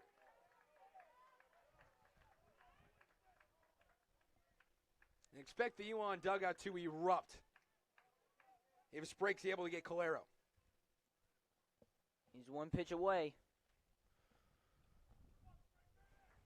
Sprague really the guy out of the bullpen for the Phoenix this season. 1 ball, 2 strike the count. Syracuse at first, Proto at third. Colero at the plate with a 1-2 count with 2 outs. Elon up by just 1. 1-2. Driven out towards center field. Stanley ranges over.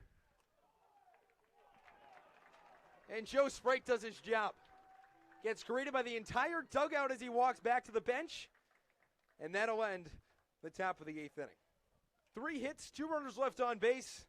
For Elon to the bottom of the inning. Sperlin, Stanley, and then the top of the order when we come back on Elon Sports Vision.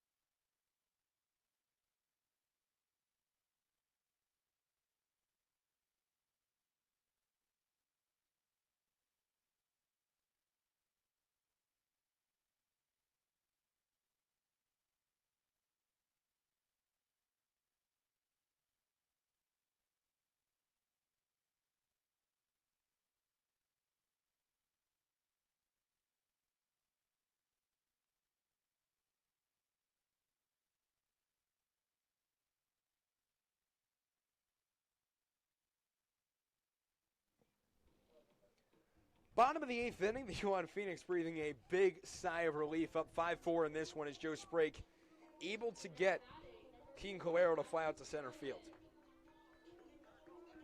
Start off the inning, Adam Sperlin. He's 0 for 3 today with 2 strikeouts, hoping to turn that around here in the bottom of the 8th inning. With that final out of the inning, able to close the book on Edgington and O'Connell. Edgington, 1 2/3 innings pitched, 3 hits, 2 runs, both of them earned. First pitch, Sperlin spoils right into the on-deck circle. 2 walks and a strikeout for Edgington. For O'Connell, a third of an inning, 1 hit, no runs, no earned runs, obviously, no walks, no strikeouts. Brings up Sperlin with Stanley on deck. 0-1. Outside, 1-1. And what a great game this has turned into this afternoon. Phoenix jumped out to an early 5-0 lead. You might have thought to yourself this game was out of reach the way UMass Lowell's offense has been running these last couple of days, but it's been a fantastic comeback from UMass Lowell. 1-1, inside corner, strike two. Everyone sat back after the fourth inning thinking that this is it. We got this in the bag. Next thing you know, UMass is one run away from tying this game up. And Elon's also left a lot of men on base today. 1-2. It's not what, down low, 2-2. It's funny because that's not what we were talking about earlier in the game. Earlier in the game, we were talking about how well they've done with runners in scoring position and runners on base. But as this game has gone on, UMass's bullpen has been able to subdue their ability. 2-2 fouled straight back. We'll do it again. They started the game 3 for 4 with runners in scoring position. And since, they've been 0 for 7. Just 3 for 13 with runners on base. And honestly, I don't know if that's just UMass's bullpen doing a good job or... 2-2. What a fantastic pitch from Josh Becker. Or if Elon slowing down on their hits, I'm going to take it after that pitch as UMass's bullpen just doing a good job. Sperlin caught looking for the second time today, has 3 strikeouts. Brings up Tyler Stanley. He's 0 for 2 today, struck out in the 5th, reached an error in the 3rd, and got hit back in the 4th. Alex Cernia standing on deck. The lineup turns over after Stanley. Elon would love an insurance run here. Stanley looks to bunt, puts it right in front of the plate. They're going to say they fouled it off of him. Thing that it's an odd head coach call. Ken Herring wants is to make sure that Stanley got hit inside the box, not outside the box. If he got hit with the baseball outside the box, Stanley's going to be out. And what I believe would be batter's interference, runner's interference. Because at that point, he turns into a runner. So it'd just be like if you're running from first to second, getting nailed with the ball. Mm-hmm. And they're going to say he was in the box. I think it was a good call, close enough. Perfect bunt by Stanley. Great placement. If it didn't hit him, it would have just trickled right outside of home plate. And so with Stanley's speed, Perta would need to have gathered and thrown real quickly. 0-1. Big swing and a miss, strike two. He wouldn't have had time to bobble it at all, and now Stanley doesn't even have the option to bunt. And Stanley is having a rough go of it. Trying to break out of a slump. He's 0 for 10 in the season. 0-2. Swing and a miss, strike three. Second strikeout today, second strikeout of the inning for Josh Becker. 4th strikeout of his appearance. He struck out 4 straight and brings up Alex Cernia. Becker doing really well so far. 150 ERA on the season. No ERA for today. Hasn't allowed a hit either. No hits, no walks, 4 strikeouts. Pitch to Cernia. Low for a ball.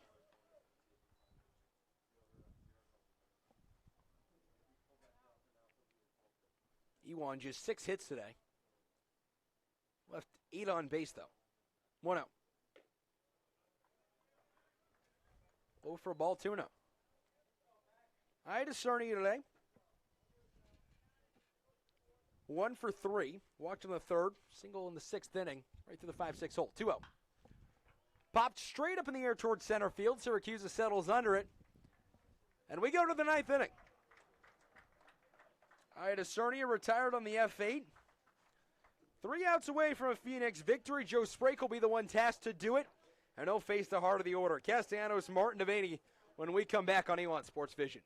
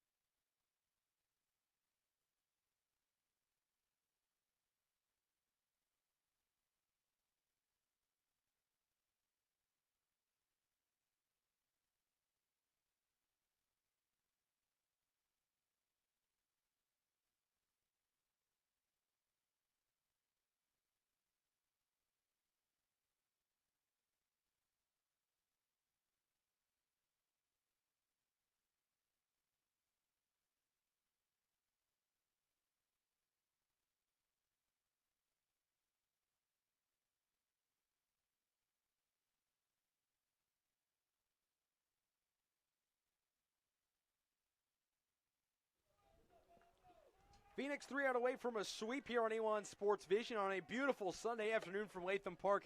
Thanks so much for joining us all afternoon long. Javic Blake alongside Connor Witt. So 5-4 Elon leads, top of the ninth inning. And Joe Sprague tasked with getting out 3, 4, 5 in the order. Castellanos, Martin, and Devaney. Castellanos 1 for 3 on the day. Singled the right field last time he was up. First pitch to him. Strike in there. First pitch of the inning. A little bit of heat on that, too. We know Sprague can get up to 95, and he's bringing the heat in the ninth inning. Trying to get save number 2 in 2 days. 0-1. That's the ball low. The good thing, if you're UMass Lowell, you're facing hard pitching, but any contact you make, it's going to fly.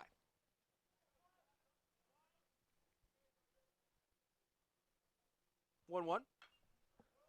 And just like driven you said, towards center field. New center fielder Tyler Cranston settles under it. He'll make the catch. Tyler Cranston taking over in center field for Stanley. As Stanley moves to left, Gallison goes out of the lineup. Elon going into their defensive positions now, putting out their best defensive players, wanting to close this game out right here and right now. Make sure to join us after the final out for the Elon Sports Vision post-game show. We'll wrap up everything from today's game of the weekend series. Balls look ahead to Tuesday as Elon has been a top 25 team in the ECU Pirates. First pitch, flared out to left field foul. And what a great game it's been this afternoon, Connor. You said it. I mean, it seemed, as we talked about earlier, it seemed like it was going to be an easy, typical game today. Martin flares it again, 0-2. Looking for kind of the same thing that happened yesterday, 5-2 win. Elon's offense not doing as well as they'd like to, but enough to get the win in. And then UMass just came out with a couple of runs here and there in the inning. And 0-2. Outside corner, just about a ball off the outside corner, makes it 1-2. And this game's still not over. Every batter that comes up for UMass Lowell until someone gets on base at the tying run. And that's the one thing you want to avoid if you're the Phoenix. Break up 1-2 in the count, steps off the mound, and it'll reset.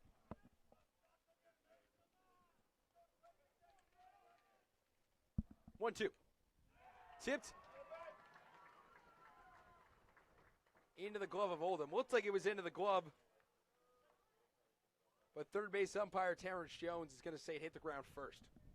Ullman trying to convince him. That was a close play.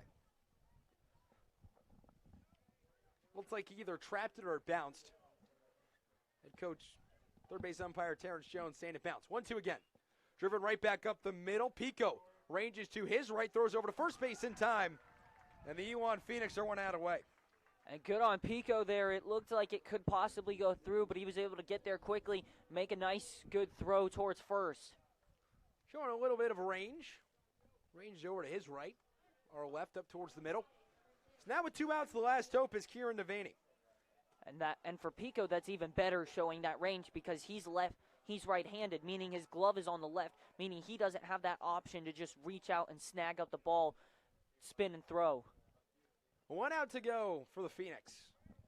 Joe Sprague trying to get save number 2 in the season and save the second straight game for the Phoenix with a 4-out save. First pitch.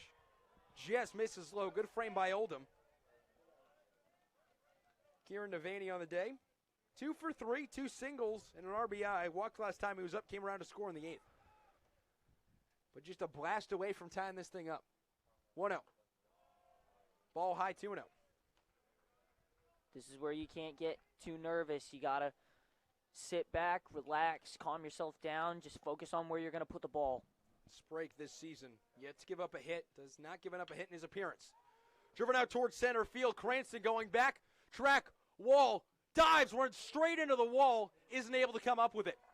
Taking it is Stanley and throwing it in, and now a double for Kieran Devaney puts the game-tying run 180 feet from scoring position as Tyler Cranston walks solely back to center field. I don't think he saw that wall coming. Just ran smack dab into it, chasing after the baseball. And I heard credit Tyler Stanley for getting over there and making sure It didn't end up as a triple. And I heard that from here. Stanley noticed that Cranston couldn't get the ball. The ball was closer to Cranston when it came down. But I heard that thud into the wall. Oh yeah, I know. That's what I was talking about. We could hear it from here. But Stanley, noticing that, quickly grabbed the ball and threw it to third. And preventing the triple, first hit allowed this season, and Kieran Devaney. The game-tying run stands at second. First pitch to Gallagher outside for ball one. And Robbie Gallagher, if he had came up yesterday in this situation, we would have said most likely was bound for a strikeout. Today, 2 for his last 2 with 2 rocket singles. We'll get a pinch runner. Garrett Roberts, the freshman out of Stratham, New Hampshire, will come in and pinch run.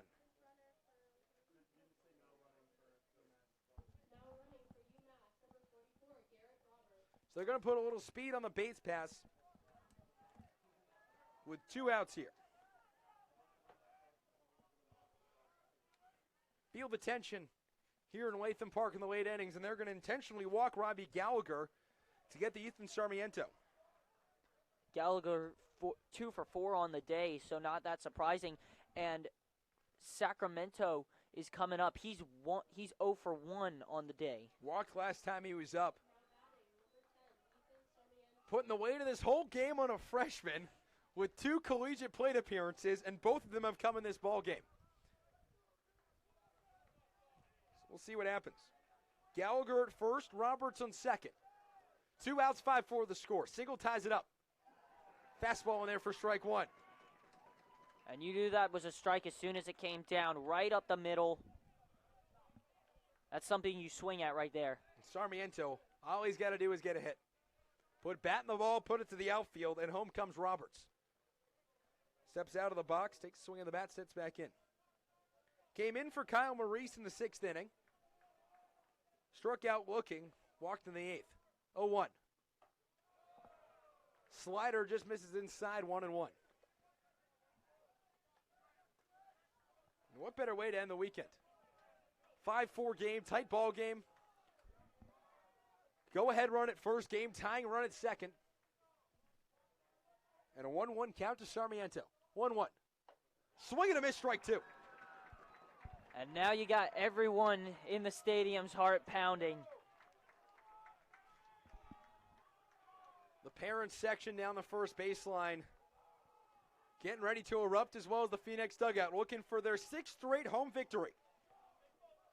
1 strike away is Joe Sprake. 1-2 pitch. Outside, even things up at 2-2.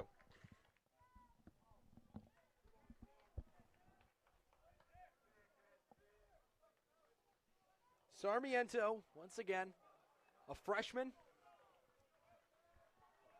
does not have a collegiate hit yet. Both of his collegiate plate appearances coming in this ball game. Sprake sets 2-2. Just misses off the outside corner. We'll go full at 3-2. Just barely missing.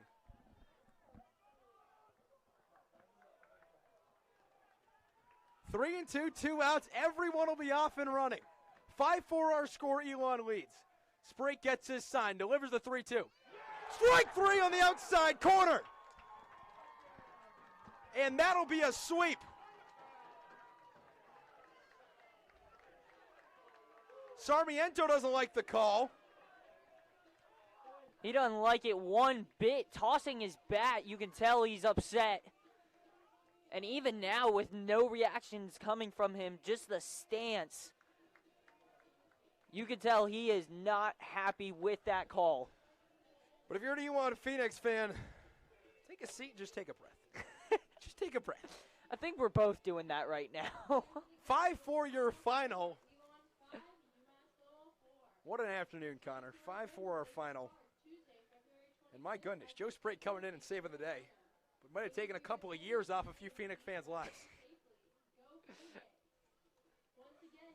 So Joe Sprake gets the save. Dean McCarthy will get the win. Sal Fusco with the loss.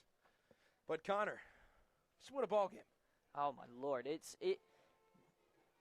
the amount of times that we thought, that everyone thought that this game was just over, done, cannot be counted up until the point of the 8th inning when those 2 runs were scored by UMass.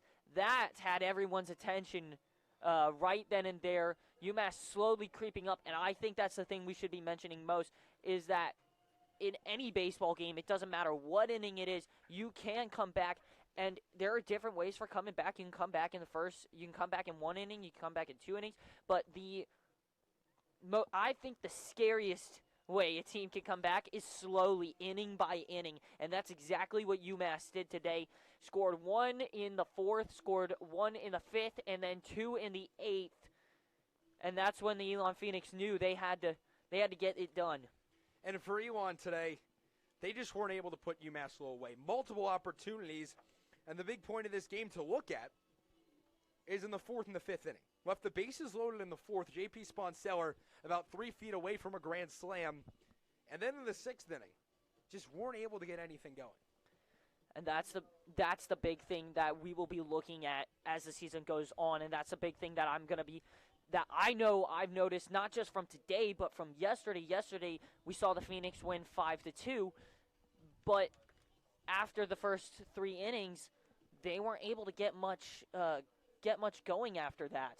So that is something that the coach will definitely be talking to them about when they go into the locker room today, and something that they will be looking to focus on for the rest of the season. They do not want to be in that position every game, and they do not want to make this a reoccurring issue.